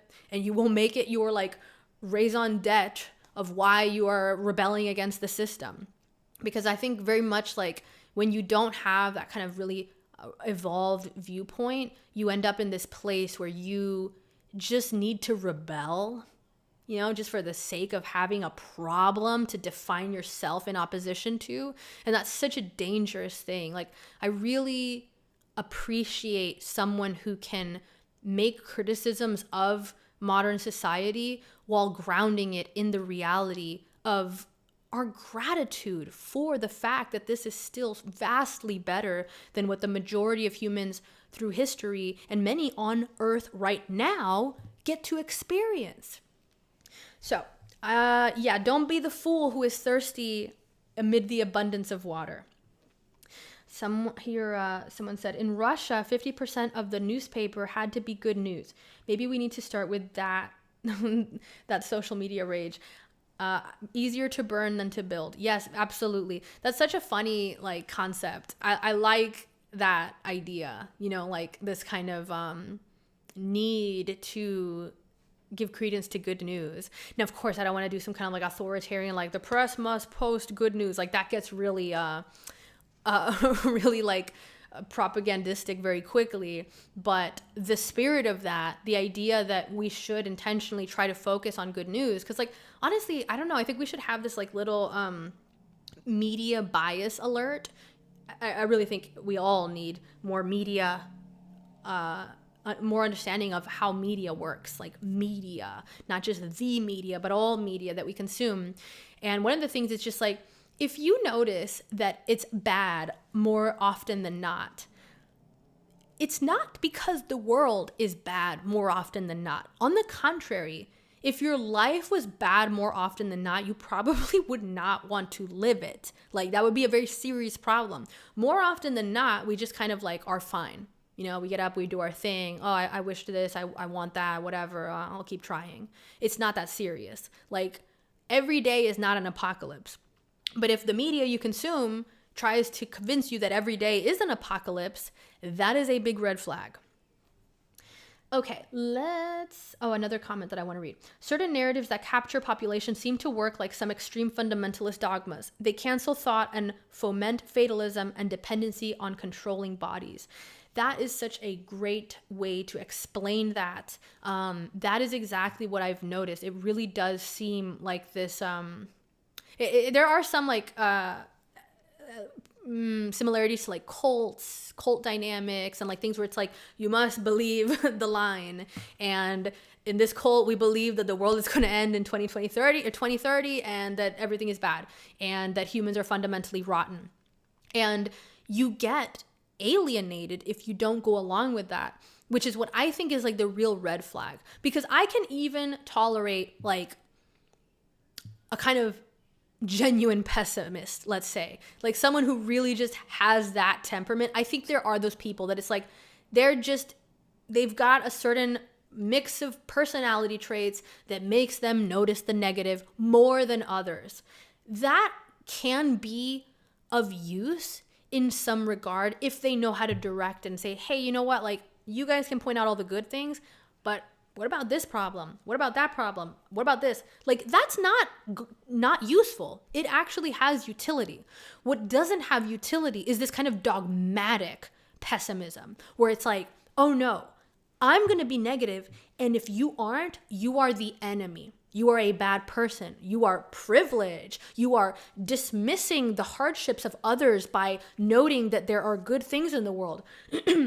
This is really what you end up hearing. And it's part of the reason why, as I go through this, I have to say, like, repeatedly, it's not that I'm saying we live in a utopia. It's not that I think the healthcare system is perfect. It's not that I think that everything is great and there's no problems with the climate. Like, I have to keep making these clauses because I know that people will take it out of context and try to make it seem like, oh, look at this like airhead privileged American that dismisses all the problems that other people have just because she hasn't experienced some of those problems herself. It's just privilege talking. And this is why we shouldn't listen to people like this, because they invalidate and dismiss the hardship of others. And it's like, no, actually what I am concerned with is not increasing the hardship of others like what was most of human history. I am concerned with noticing what is alleviating the hardship of others by pointing out what actually is working and not just drumming to the beat of everything is bad, everyone is oppressed, everything is getting worse, just because I get to say, see, I validate your misery. It really is like this creepy kind of like exploitative, codependent, enabling psychological mess by which someone tells you the fact that I am telling you how miserable you should be and how bad the world you live in is, it's because I love you. It's because I want better for you. And that's why I'm telling you, you're miserable now. Look around you. Everyone is racist. Everyone is trying to exploit you for money. The system you live in doesn't care about you at all. As if the systems that people lived in for most of human history gave a shit about them at all. You didn't even have rights, okay? Like, you have things now called individual rights. That is a system that gives a shit about you more than almost any system throughout most of human history did. And so to dismiss these things, I think, is the telltale sign of someone who is more of like a cult leader energy, who just wants people to follow them, just wants people to listen to them. And so they'll tell you what they think you want to hear. And a lot of people do love to be told, oh yeah, you have it really hard. Actually, your society is uniquely terrible. How do you function every day living in a capitalist hellhole? Wow, it must be really hard to get out of bed being a woman of color in such a racist society. Like, you hear these things and it sounds like compassion, but what it actually is enabling. It is actually someone trying to victimize you so that you develop this dependency on them. The person who tells you how bad everybody else is. It's not you. It's not up to you. It's the world's problem. It's everybody else that's the problem. And so that kind of like hyperbolic doomsday rhetoric where everybody has some kind of like evil in them. Oh, we're all inherently racist. Oh, we're all exploiting each other. Oh, human beings are fundamentally greedy and bad and whatever. Like, these things create a worldview by which you become this kind of desperate person, where you think other people are out to get you and the system is so bad and whatever. And when you become that kind of desperate person, you are easier to manipulate. That is what it comes down to at the end of the day. People who think that everything is the worst it's ever been are easier to manipulate. They are easier to control. They are desperate for a solution. And so they are less critical when they are presented with a solution. And that is how people can take power, because they tell you, look around you. Don't you realize that everything is so bad? You're the victim of this. I'm going to help you. Just give me all the control. I will make all of this go away. And they will make it go away. But what they replace it with is almost always very bad for the human soul and for the human material body to flourish in. Ali says, love that proverb. I often imagine how my dead ancestors from past centuries would be gobsmacked by how comfortable and easy my life is and the comparatively ridiculous stuff I complain about. I love to think about that. That's one of my favorite thought experiments, because it's just such a great way to check yourself. It's just such a good, put it in perspective mechanism, because really, like, it's amazing how much we can adapt to our baseline, where like you take air conditioner for granted for existence. I remember when I was visiting my family in Cuba, and that was a very helpful experience for me to lessen my like haughty social justice activist energy, because I realized, oh shit, this is bad. Like, how are people living like this? At the time, it was like 2019 or something like that. And it was just like, they don't have air conditioning. They don't have running water. They don't have, like, they have to boil their water before they drink it. It's just like, how are people living like this? And I'm living in so much more comfort in real time. Those aren't even my ancestors. And so if you think back on like your past ancestors, it's just amazing to think of like the things that we have now and how much comfort and novelty we have. I think about this with food a lot. Like when I go to any restaurant or to some like snack shop and you walk in and it's like, what would you like? We have 50 different flavors of boba tea. Like what the fuck? People used to be desperate for just clean water. That was luxury, water. And if you've ever been like really, really thirsty, you know how when you first drink water after you're like really thirsty, it's just like, wow, somehow this tastes good. Imagine that like for most of the things. And it was just like people would just eat gruel and whatever. It would be like, love gruel. So glad I have food in my stomach. It's just crazy. Like the amount of abundance we have today and how we're so able to overlook that because we get used to it. And then hyperfixate on the things that aren't great or are genuine problems even, but to the extent that we overlook the amazing, kind of magical, surreal goodness of modern life. That's just not, I don't think it's a healthy way to live. Like I honestly, as I walk around like in cities like LA or when I'm in DC or I'm in New York and I look around and I'm just like, how is this even real? Like, how are we not all like, what? How did we build this? How do we have all this? How is this society? Like, in some ways, we really should feel like this is paradise.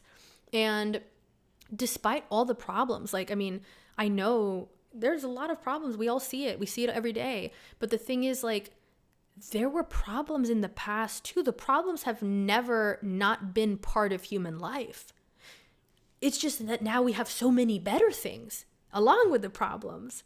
So I don't want us to just dismiss all the good things and act like we're the same living in, huts, wishing we had medicine to cure our rotting tooth or something, like, and having our children regularly die like within the first year, or having to go and search for food all day long just to be able to fill our stomachs slightly. This is not the same. The problems we have now, they're problems, but they are not the same. I will take these problems over those problems any day of the week. So let's see. The fact that I need water after boba. That's so true. The problems just evolve in different ways. Yeah, it's true. And it's like, that's the other thing is, right, I think there's an element to like, and this is why I wanted to do this like good news segment, where we just cover the good news, because the problems don't ever go away. And that's something that I think is a trap in our personal lives, like in our own mentalities about how we live our individual lives, and then also like collectively as a society.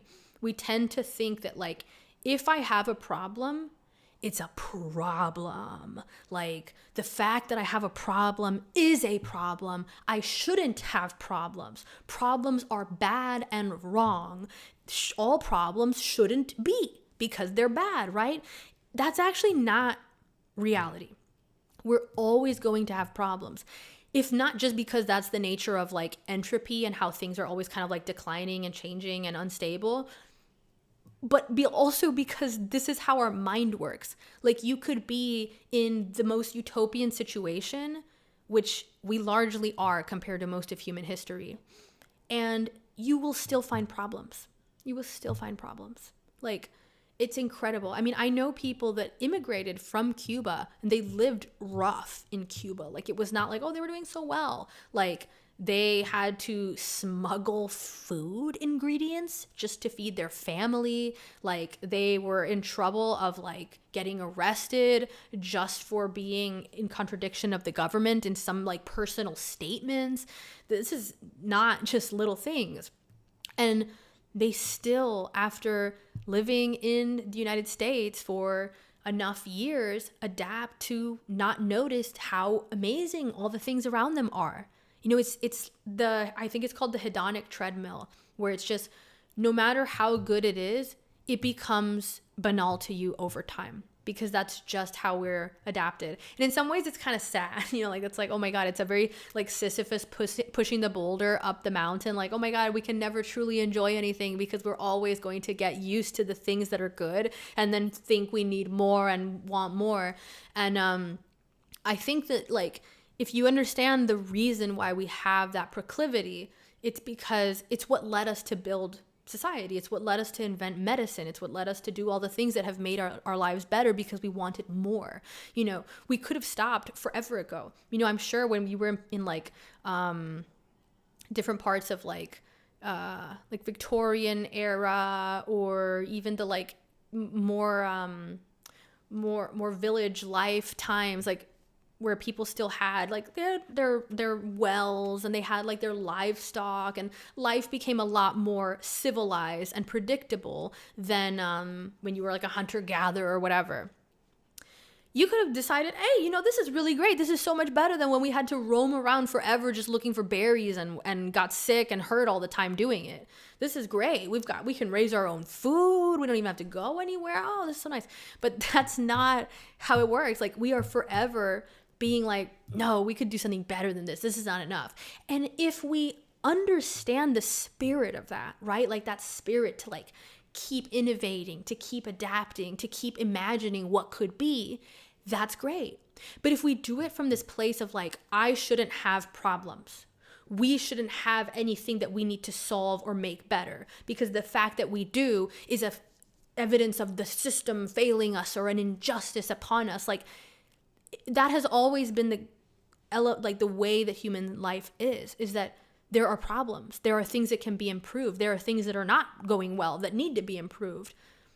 That's how our individual lives work. You know, like, I know that a common idea in psychology and behavioral change is to focus on 1% improvement, right? So if you are working on some personal change, you don't think, well, I'm depressed, and so by this Friday, I need to be fully better, happy, doing everything, working out every day, doing my art, cleaning the house, cooking healthy, seeing my friends regularly, making time for my hobbies, and writing my new book. Like, I gotta do everything. And that is how I'm gonna cure my depression. That is not gonna work. You are gonna crash and burn tomorrow. 1% progress is the idea that if you can build ever so slightly, again and again, by iterating, little one step back, 2 steps forward, 2 steps back, 3 steps forward, and 2 steps back, 1 step forward, then 2 steps back, 3 steps forward again. If you do this process of like back and forth, but you're making that 1% change, that's how you make lasting, significant progress. It's not by throwing everything out and being like, I shouldn't have any problems. And the fact that I have problems is wrong. And so we get into this mindset, like as humans today, and I'm sure it's been forever, but like particularly today, because we're so divorced from like what it was like to be a human in the past and how hard it was. So I think we really don't realize that we've solved a lot of problems. That like the idea that we have problems in society is somehow proof that everything is bad and like to the core rotten, and like we should just burn down the whole system, and like we need to fix everything tomorrow by like doing some radical changes, and anybody who's not on board with that is an enemy and a bad person. It's like all this really extreme black and white language, and it's like, what if those problems are actually just opportunities? What if it's as simple as that, as like the fact that like, okay, like we have problems with the healthcare system, let's look at what's working, let's look at what's not. Let's consider different options for how to improve the things that are not working. That's it. Very rational, very nuanced, very normal way to do that. I think that approach, like any reasonable person is like, yeah, that seems like a good way to solve problems. It's the people who resent the existence of problems because they have this utopian view of how human life should be. And I honestly think like, because I had this problem myself, I think it comes from a sense of like I think partly it comes from a sense of entitlement, honestly. Like I think there is this like, when you're so out of touch with like the hardship in the human world and like of human history throughout time, where it is just a struggle all the time to live. If you don't know that that is how the world has worked for most of human history, then you look at problems today and it's like, what the fuck? Why would I have to pay for healthcare? Why does housing cost anything? Oh my gosh, how could I ever have a problem where my government is censoring my speech? This is fucking unacceptable, and we live in a dystopia. And it's like, welcome to Earth, sweetie. Like, this is how it's always been.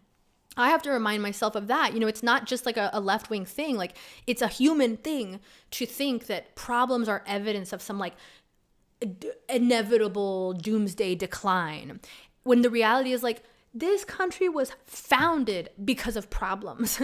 The people that started the United States, where they're like, we're going to be free. We're going to give people individual rights. We're going to have freedom of speech. You're going to have freedom of religion. We are not going to live like they are doing in England, where they're trying to tell us how to be and what to do and all this stuff. We are going to address that problem with a new, better solution. And then boom, immediately new problems, right? It was like, oh yeah, equal rights, but not for everybody. And like, oh yeah, freedom of religion, but not like that. Like it was immediately problems coming along with the new solution, because that's what the process of iteration is. That's like everything. It's so crazy. And it's like, as an individual, it's really easy to get tired and upset of this process, right? Like you get resentful of the fact that like, oh my God, when do I get to a point where I'm just like, yeah, I solved it. Like, I'm good now, like, and it's like, no, you never get to that point. You just make peace with the journey. And I think that's really what we have not done on a collective level. And I think it's really dangerous, because the fact is that, we have solved a lot of problems, and we should give ourselves credit for that. And we should recognize like when things are working, because those are the things that we need to replicate, as opposed to being like, yeah, just throw it out. We shouldn't have any problems. And so I think it's an interesting thing, like the relationship to problems in human society. I don't know. I really come back to the idea that it's just like, we don't have a serious enough understanding of how hard human life has been for most of human history, and how shitty humans were to each other for a lot of human history. Like, yeah, maybe in your tribe things were nice and vibing, but you met with the wrong tribe and they were just like, execute. Like, it did not even cross anybody's minds. There was just war and murder were such normal parts of human life. And in some ways, they still are normal parts of human life. But I don't know about you, but I'm not in a war. And I'm very lucky that I have not had someone almost murder me or had to murder someone. So that's improvement. I think that's progress, because a lot of people have not had that progress. Like, they do live in a war zone, or they have had to defend themselves for their lives, or they have known people that have been killed, or they've been killed. So I can't like dismiss these kind of things as just like, oh, well, that's how it should be. There should be no war. There just shouldn't. Like, I agree, but like, that's just not the way the world works, unfortunately. And you know what helps me with this is remembering that humans are animals. Like, I really like to remember that humans are just animals, and we're just very fancy animals, right? We can talk, we've got our ideas, we've got our society, our culture, and all these fancy things. But at the end of the day, we are a lot like the chimps that we are descended from. And those chimps fuck each other up all the time. They're fighting, they're spending all their time outside trying to find food. It's a rough life. And they're fighting for dominance within their groups. They're fighting with other groups for territory. So, you know, it's like when you look at the whole of living beings on this earth and the hardships that they endure trying to find food, find shelter, stay safe, not get sick and die. And then you consider like human beings, it's like, why would we be different? Why would we be so special as to be exempt from all those natural parts of existence? This kind of like entropy where you are faced with conflict and decline. It's just like this idea that somehow we should be separate from nature. And even though we've done a good job of kind of separating ourselves from nature in terms of building civilization, developing medicine, shelter, whatever, all these things, we really have separated ourselves from nature. We are still animals, and we still have that inclination to toward conflict and status signaling and fighting for dominance. And, you know, we still get sick, we still get afraid, we still feel vulnerable, just like all the other animals do. And so I think if we don't take that animal nature seriously, we get this like really warped view of humanity and of reality, which is just like, there should be no problems, there should be no suffering, and when there is, it is evidence of great injustice being done to us by some evil system or evil people or whatever. And it's like, I don't know, because if that's the case, then the reality is that we live eternally in an evil system among evil people, because that's how it's always been.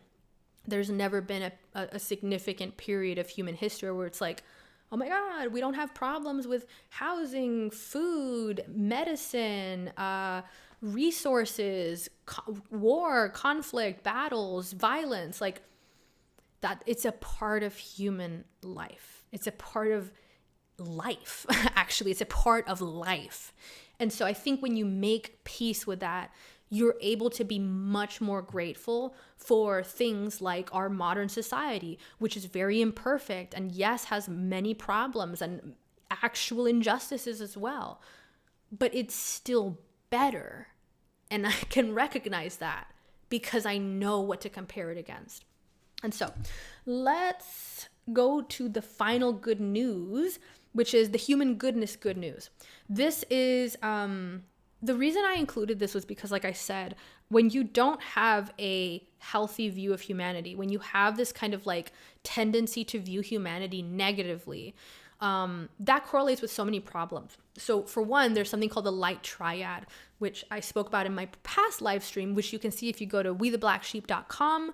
That live stream is posted there. And I talk about a study that showed that people who identify as extremely progressive are the one group in that study compared to conservatives who chose not to help people if they thought that they were of the opposing political group. So that study also did the same experiment with conservatives, people who had identified as extremely conservative.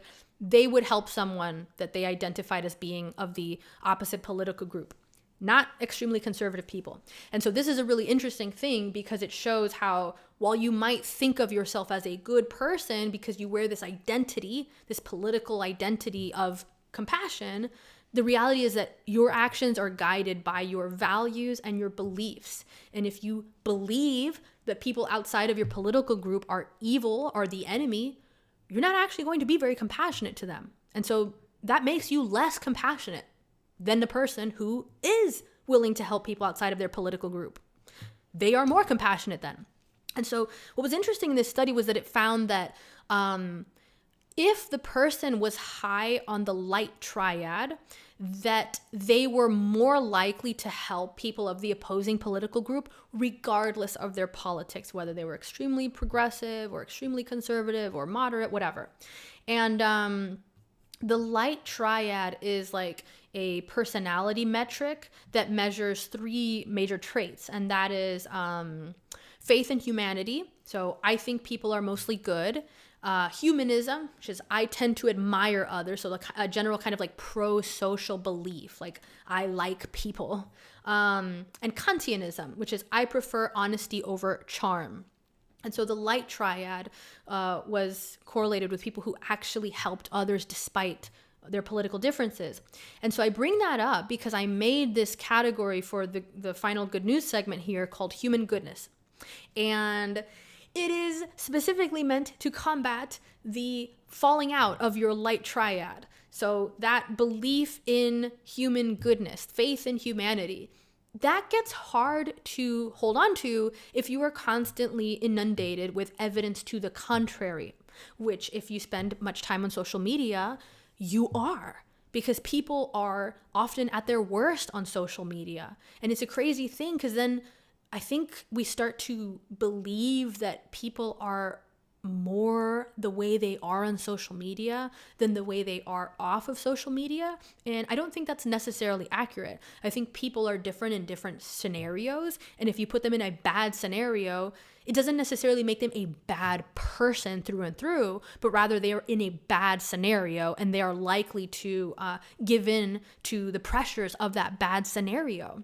And so if we are seeing people at their worst all the time, also seeing all the bad news about people doing bad things and whatever, and that leads us to develop an ideology or a belief in humans being like inherently greedy or like callous towards each other, or like everybody's inherently racist, things like this that are actually parts of belief systems, like certain kinds of leftist ideologies and like, like the anti-racist ideology that like white people are inherently racist, things like this. You cannot really hold to that tenet of the light triad that correlates with actually being a good person, because you're not going to be able to maintain faith in humanity.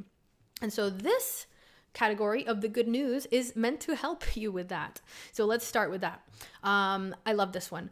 Headline: nonprofit that provides foster home for dogs while owners seek addiction treatment is CNN's head hero of the year. So this guy, his name is Stephen Knight. He started a nonprofit that saves people's lives by providing foster care for dogs while their owners focus on addiction recovery.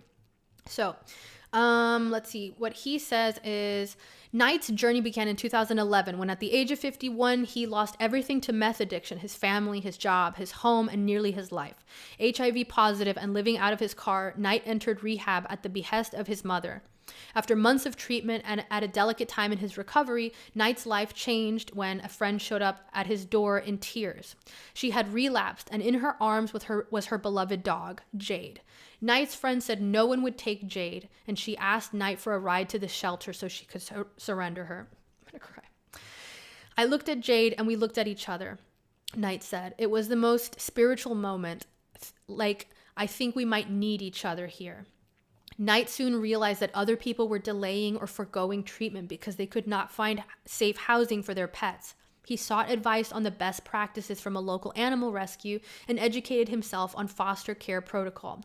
These shelters are running at 150% over capacity. If you're over capacity, then you start euthanizing dogs, Knight said. We cannot have the solution to be euthanizing dogs. We can't.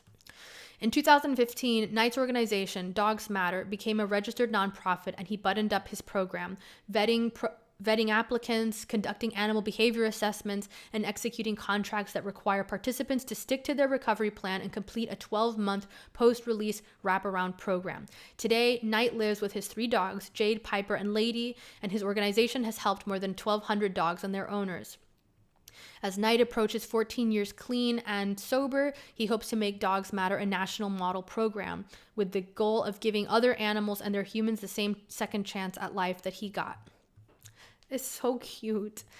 So he won this award where CNN gave him $100,000 to expand his work.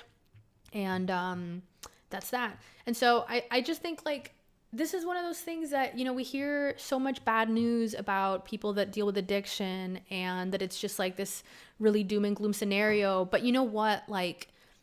There are people that do succeed and then go on to help other people with that. And this ties back into us talking about problems as whether they're this thing that we should resent and not have, and that having them is evidence of an evil system we're living in, or whether problems are actually a facet of human existence and thus opportunities to move forward. And I think a story like this, where someone who very much had a problem and very much saw this problem on a larger scale, instead of being resentful and being this isn't how it should be, someone should come fix this, fixed it himself, found meaning in solving that problem, and was able to help himself and help others through taking responsibility for that problem, helping to solve it. And it wasn't oh, we need to get some government program, let's wait 10 years and see if we can get it, whatever. Just do it. The guy just did it. He just took 1 dog, was okay, I'm gonna start this. All right, let's do a few more dogs. Then you go, okay, I'm doing 1,000 dogs in foster care.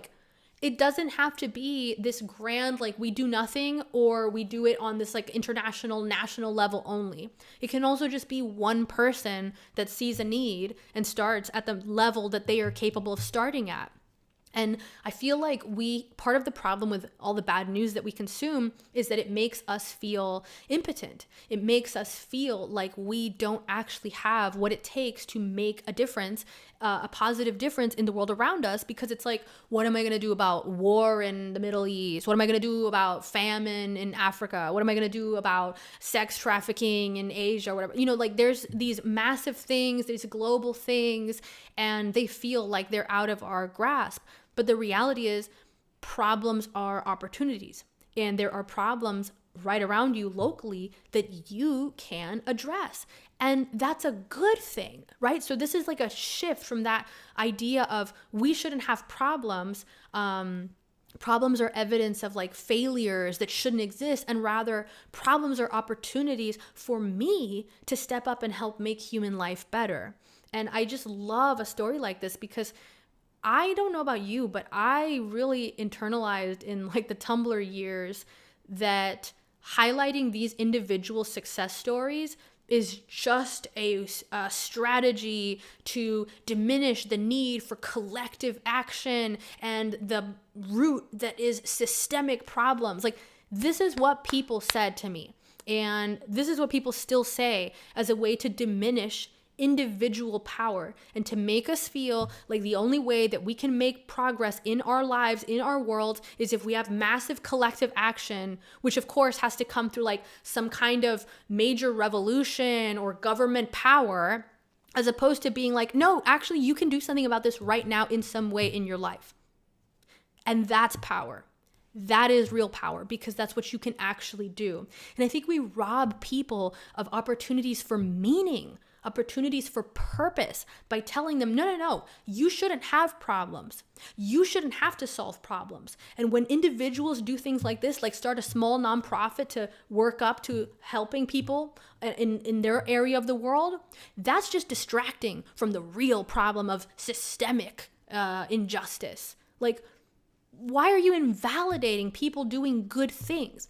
Fine, go pursue systemic change. But why does it require diminishing the people who are actually doing something as individuals? That is such a red flag for me. And so that is why I wanted to highlight these good news stories of individuals doing good things, because it's just so often now that it feels like, it's a drop in the bucket.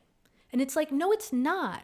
There's billions of people on this planet. If a third of those people, if a quarter of those people like did a small good thing in their local area, that's an incredible amount of actual systemic change.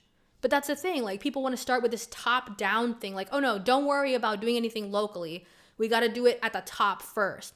That's never been real. That has never been how things work. It really isn't how things work.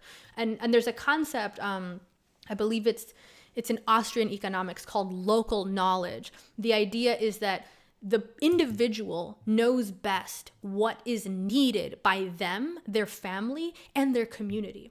So rather than have some person in an office in DC decide what needs to happen with the housing regulations in San Francisco, the people in San Francisco are better equipped to look around and be like, well, actually, we have all these hills. And so like we build things differently here, but also like the city is very small and it's hard to get out of it because there's like these bridges and whatever. They know about the local culture, the local geographic things, the history of the way that things are built, what they care about, like whether people actually walk around the neighborhoods.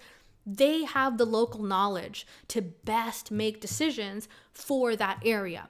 So the idea that we would dissuade people from taking local action to improve things when there are problems right in front of them, and instead tell them, yeah, you shouldn't have to deal with that problem. There should be some systemic change that just like poof, it alleviates it and you don't have to do anything except like rah systemic change. It's just, it robs people of both efficiently being able to address problems, like actually doing the right thing, probably. Like this guy, having someone come to his face and say, I've been avoiding seeking addiction treatment, and now I'm just going to do it, and I have to go surrender my dog to the shelter.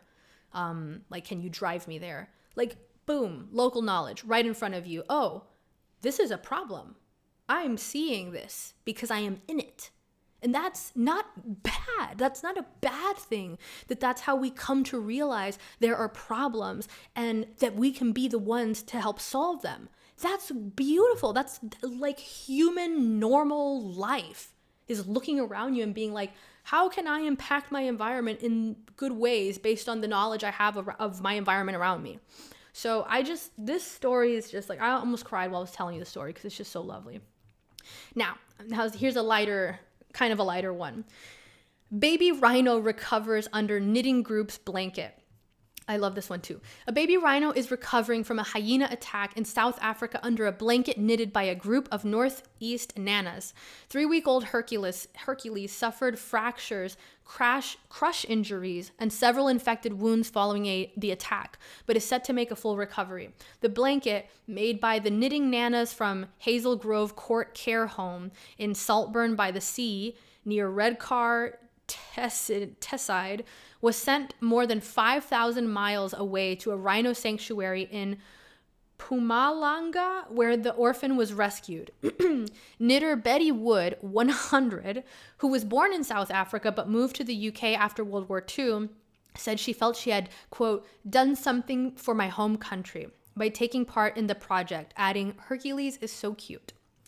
The women spent several months knitting blankets on behalf of the charity Blankets for Baby Rhinos, which were given to the Care for Wild Rhino Sanctuary in Barberton Nature Reserve. Residents were sent a photograph of the recovering calf, which has taken a place of pride inside the home. Sheila O'Neill, 83, said seeing the quote-unquote cute little fellow under one of their blankets had made her day. While Joyce Woodfinden, also 83, added, to see Hercules wearing one of our blankets brought a tear to my eye. Okay, I'm gonna cry. Like I need to collect myself. Now, let me explain why I'm telling you this story that seems so mundane about a bunch of elderly people in a nursing home who knitted blankets for a rhinoceros sanctuary so that the little babies could have a blanket while they recover. It's not just that this is like, oh, look, this is proof of why humanity is good. That very much is it, right? Like you see people here who have gained a sense of meaning because they are doing something good in the world. Something small and good, but tangible that they contributed. Now, let me tell you why when we have ideologies that tell us that actually isn't what should be done. This should be a government program where the baby rhino has everything that it's needed paid through by taxes. And actually, you can support the animal shelters. You can support people with the needs and whatever through your taxes indirectly. Why it's not as rewarding for people, right? Like, first, let's start off. How much do you really like paying your taxes? Does it really feel like a meaningful contribution? Does it give you a sense of purpose to know that your taxes are going to build a road or whatever? I don't know. Probably not. Even if you love taxes, it's more of a logical, like, I intellectually agree that my taxes go to build things and do things, and I am happy with that. But the reality is that that's a very, like, not intuitive structure for human beings to gain a sense of relationship with each other and a sense of contribution to the world. That's not how it works.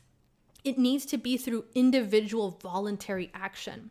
And this is why I have such an issue with the idea that, like, we shouldn't be solving problems on the individual level. These problems should be solved on the collective level. And the fact that we have problems is not an opportunity, but evidence of injustice and a system that is failing us. Like, I take the exact opposite approach. I believe that these kind of problems are a calling for human beings to step up and to find meaning and purpose in their lives. That's what problems can be. They are so often opportunities for people to find meaning and purpose.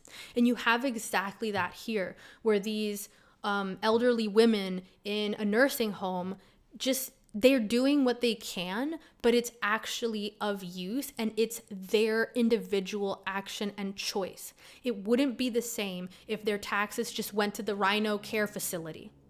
It's about you choosing to contribute in the way that you can, that is meaningful to you.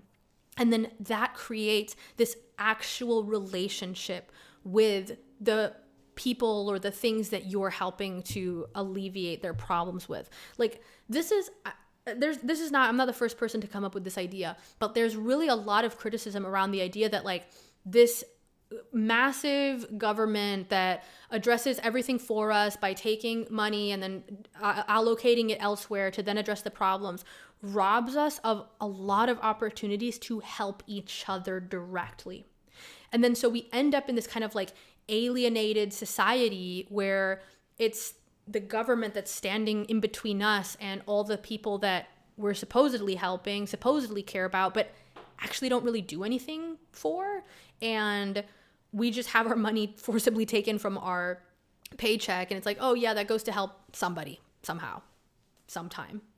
Instead of taking it upon ourselves to do things in the world, right? But here's the thing, is this is exactly the kind of action that I was told when I was younger and I was reading leftist scribes on Tumblr that is just capitalist, individualist propaganda.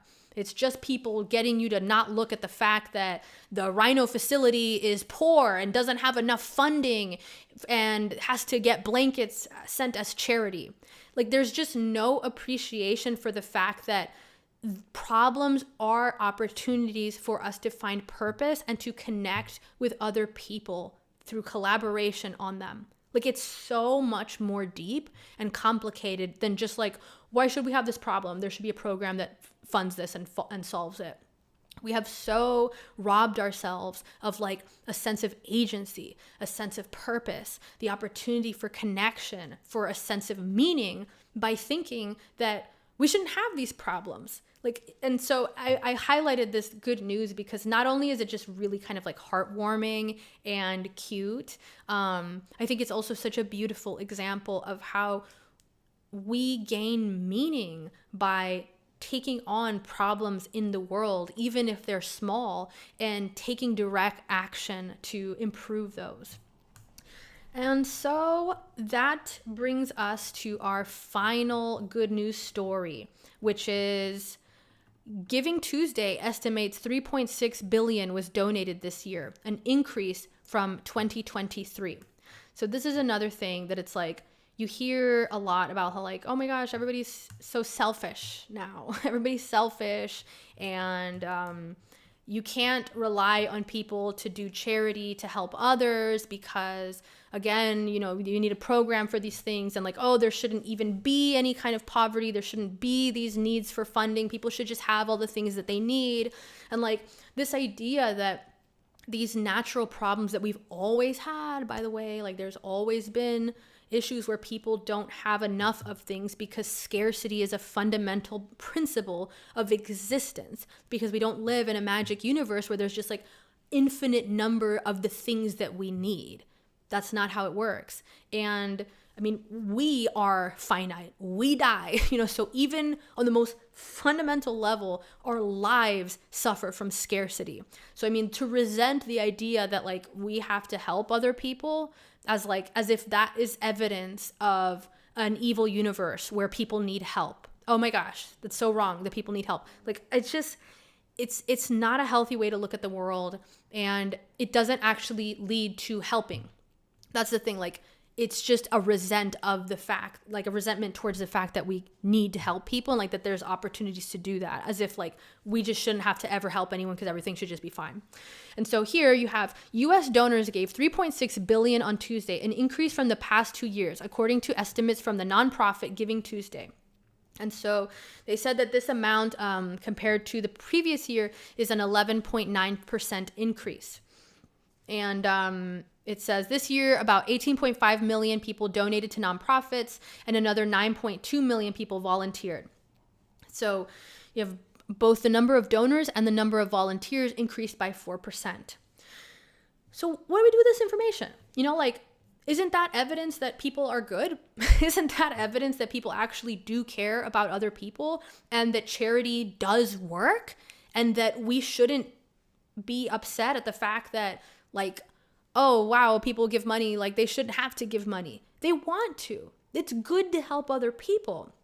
And the fact that you have countries like the United States where wealth increases, as opposed to places that like Cuba, where wealth does not increase, where it is stagnant because there's no free market, there's no ability for people to improve their lives and improve their economic situation because everything is controlled. They're not allowed to start businesses. They're not allowed to compete for better wages or anything like that. You have a country like the United States that's so wealthy in so many ways, and yet we're told that this is like the worst thing ever. We live in the worst country ever. It's so bad, whatever.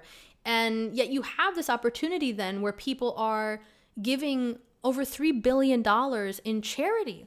And let me check, actually, I wonder if this was the whole United States. Yeah, this is US donors. That's crazy. Just the United States, people gave $3.6 billion in charity in 1 year. So again, it's like you hear people that say that people are bad and there's this growth of greed and selfishness and that people don't care about the needs of others. And also, again, you hear a lot of this like tied to political ideology, that it's like only the left cares about people's well-being.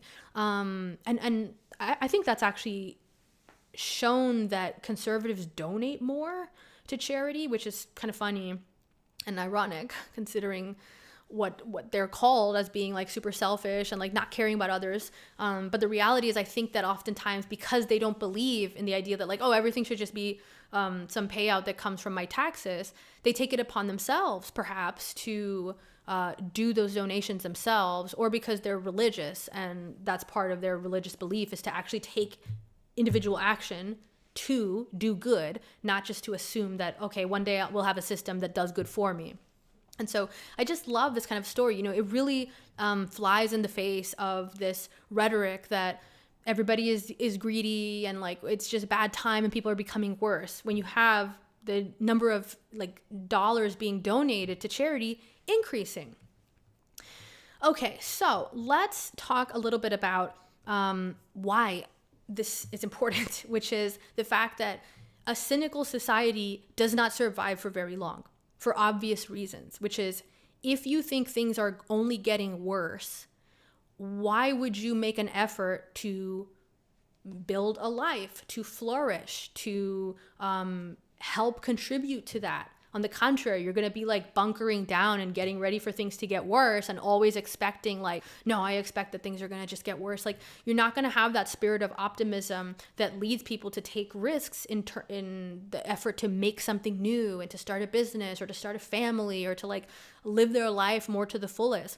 And in some ways, I think it's like such a sad thing that we just don't even know what we're missing compared to eras where the culture was just on average more positive, like more optimistic. And I think you have some of that, like, I believe the 50s, and I think it was like there was another boost in that kind of thing, probably in some part of the 1800s where they were like building trains and stuff like that. It was like, whoa, we're going to build a utopia. We're building trains. We're going to be able to get from here to there in so much less time. What can man not do? Look at what we're capable of. Like this kind of ethos, where people believe in the ability of their society to innovate and adapt and progress.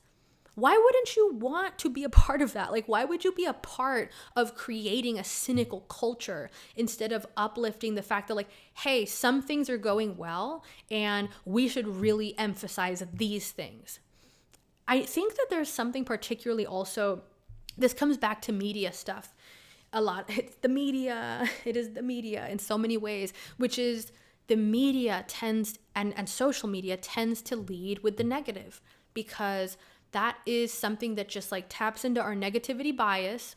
And in that realm where we're consuming information or we're discussing information, it feels so much more like engaging and exciting to be hearing the bad news, discussing the bad news, pointing out what's wrong. Like, it's kind of just not as energized to be pointing out, like, look at all the good news, right? Like, wouldn't this live stream be so much more intense if I was like, these people are going to mess everything up for us and we've got to change that, because if not, we're going to lose our way of life and look at how crazy they are. Like, that energy, we all know it. That is a very common energy to take on social media for obvious reasons, that it just engages, it pulls us in. But the fact is, like, do we want that kind of a culture? Do we want a crazy, insane culture that's like getting ready for the end every day? I don't want to live in that. I think that sucks.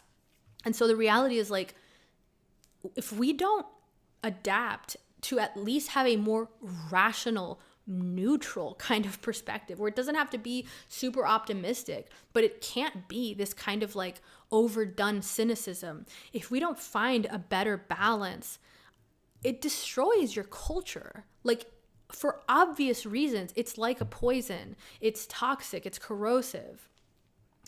And so I would ask you to think closely. How do you notice around you in your life this encouragement of cynicism?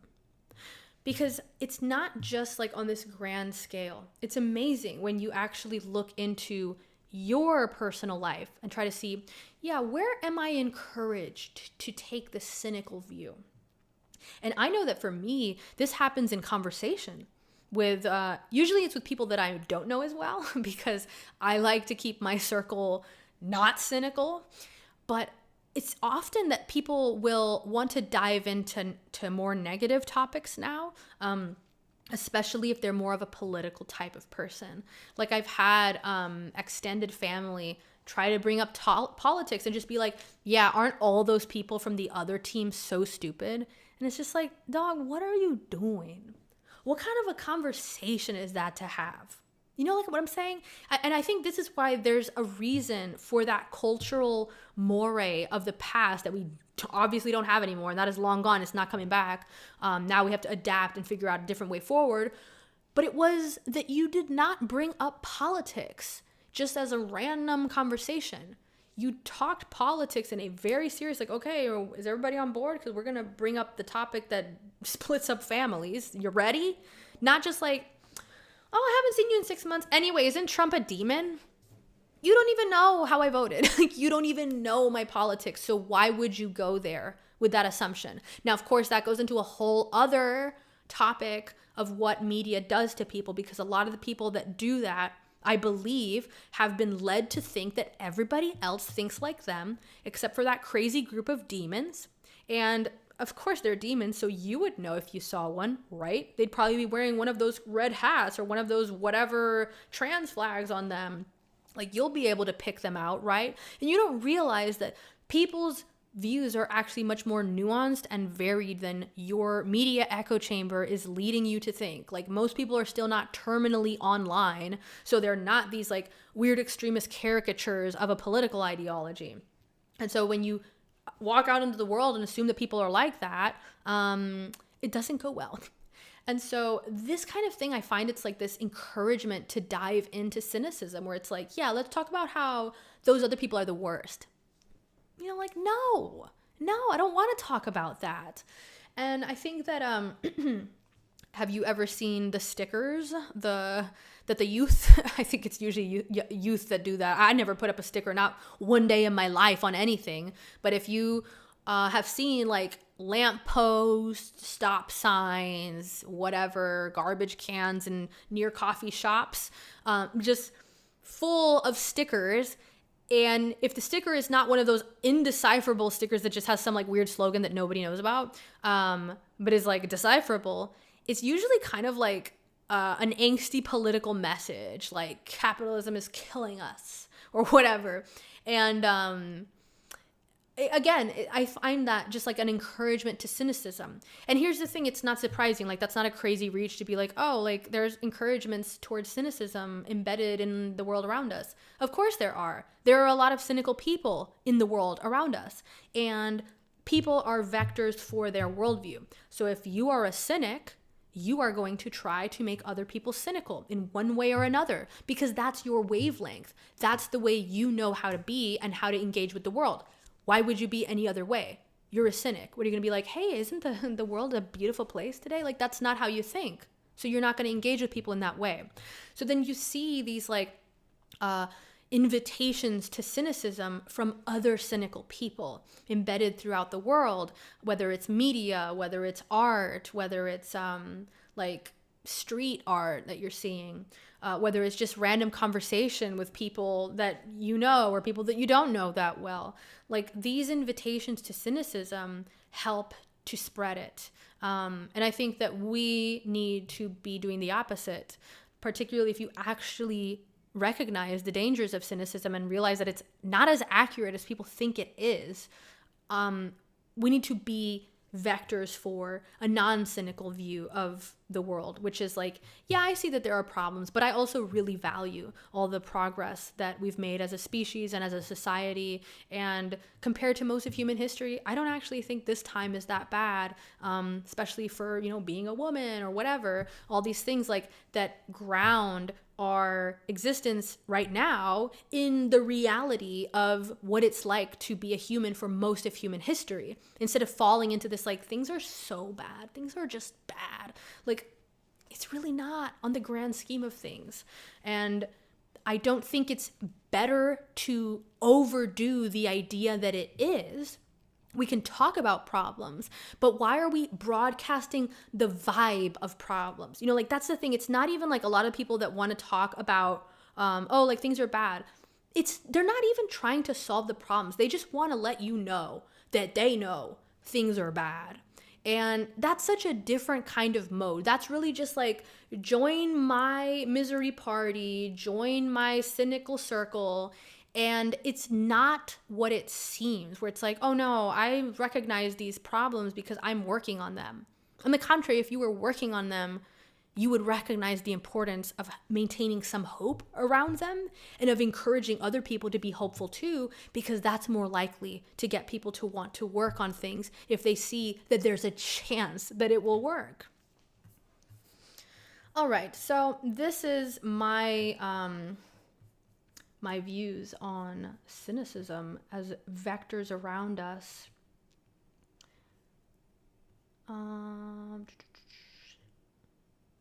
Let's go through. Oh, I'm looking through some questions here. You guys got a lot of nice comments.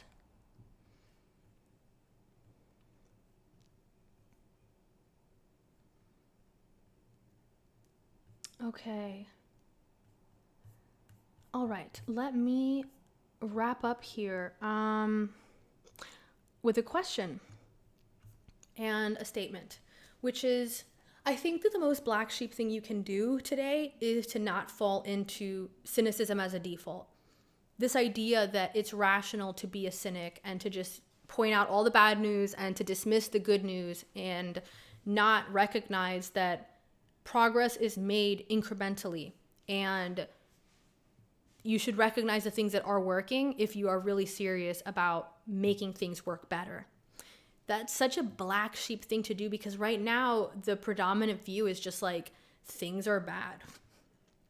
And it's almost like it's amazing when you are like in that kind of social circle too, where you're around people who think that that's the thing to broadcast, because they'll really do it in a way of just like, they assume that you're going to see it that way. It's not an argument. It's not put out as a kind of thesis.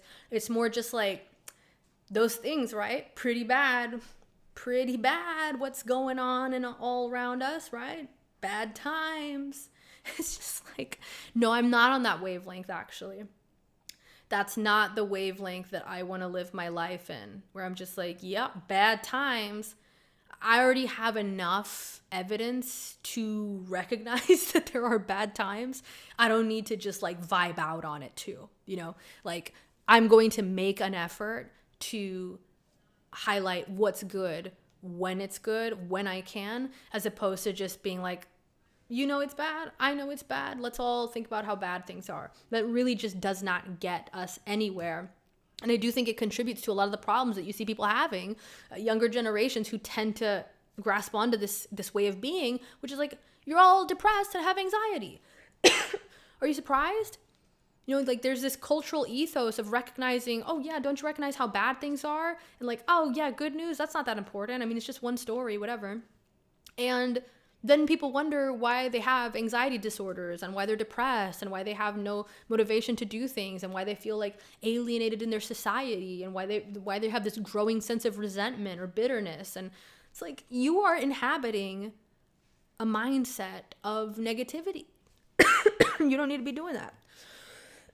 So I invite you to think about what is actually positive in your life, perhaps even in your day, that you're overlooking, that actually is going well for you, that something that went well that you kind of just glossed over because likely of that negativity bias, where we're so fixated on the things that we need to fix and are worried about that we don't spend time recognizing and appreciating the things that are working, the things that have gone well.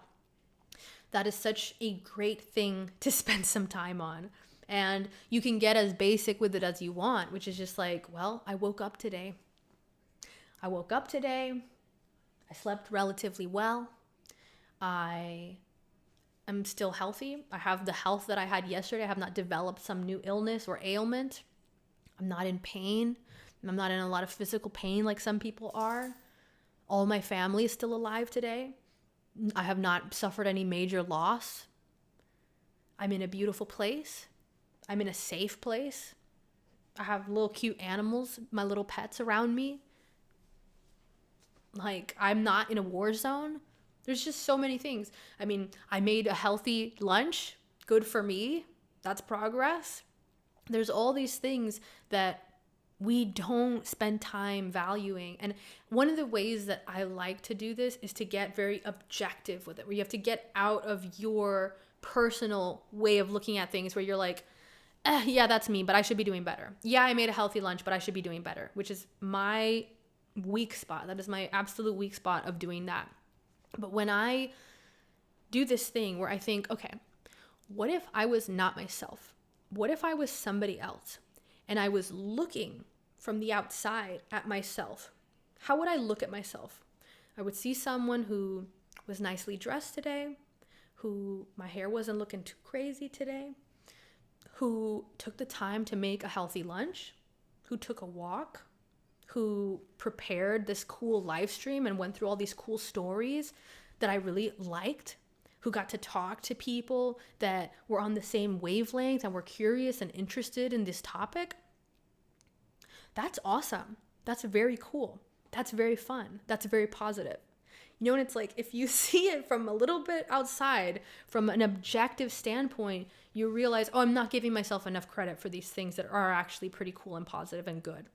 And so that is the activity that I leave you with for this live stream. Take 5 minutes. You have 5 minutes, and think through, what are the things that I am overlooking that are actually more positive than I'm giving credit for. And if this resonated with you, I highly recommend you subscribe to The Black Sheep. Go to wetheblacksheep.com. That is where I do my writing. This live stream will be published there. You'll be able to access other live streams. We publish new material every week, sometimes multiple times a week. If you sign up as a paid subscriber, which I would love, it would be a wonderful recent birthday gift to me. You'll be able to join our private Discord. So you'll be able to have conversations with me and a lot of other cool Black Sheep that discuss ideas there with open minds, not being judgy and harsh and whatever. We actually can talk about things without being weird and offensive to each other. And so join the Black Sheep and see you there.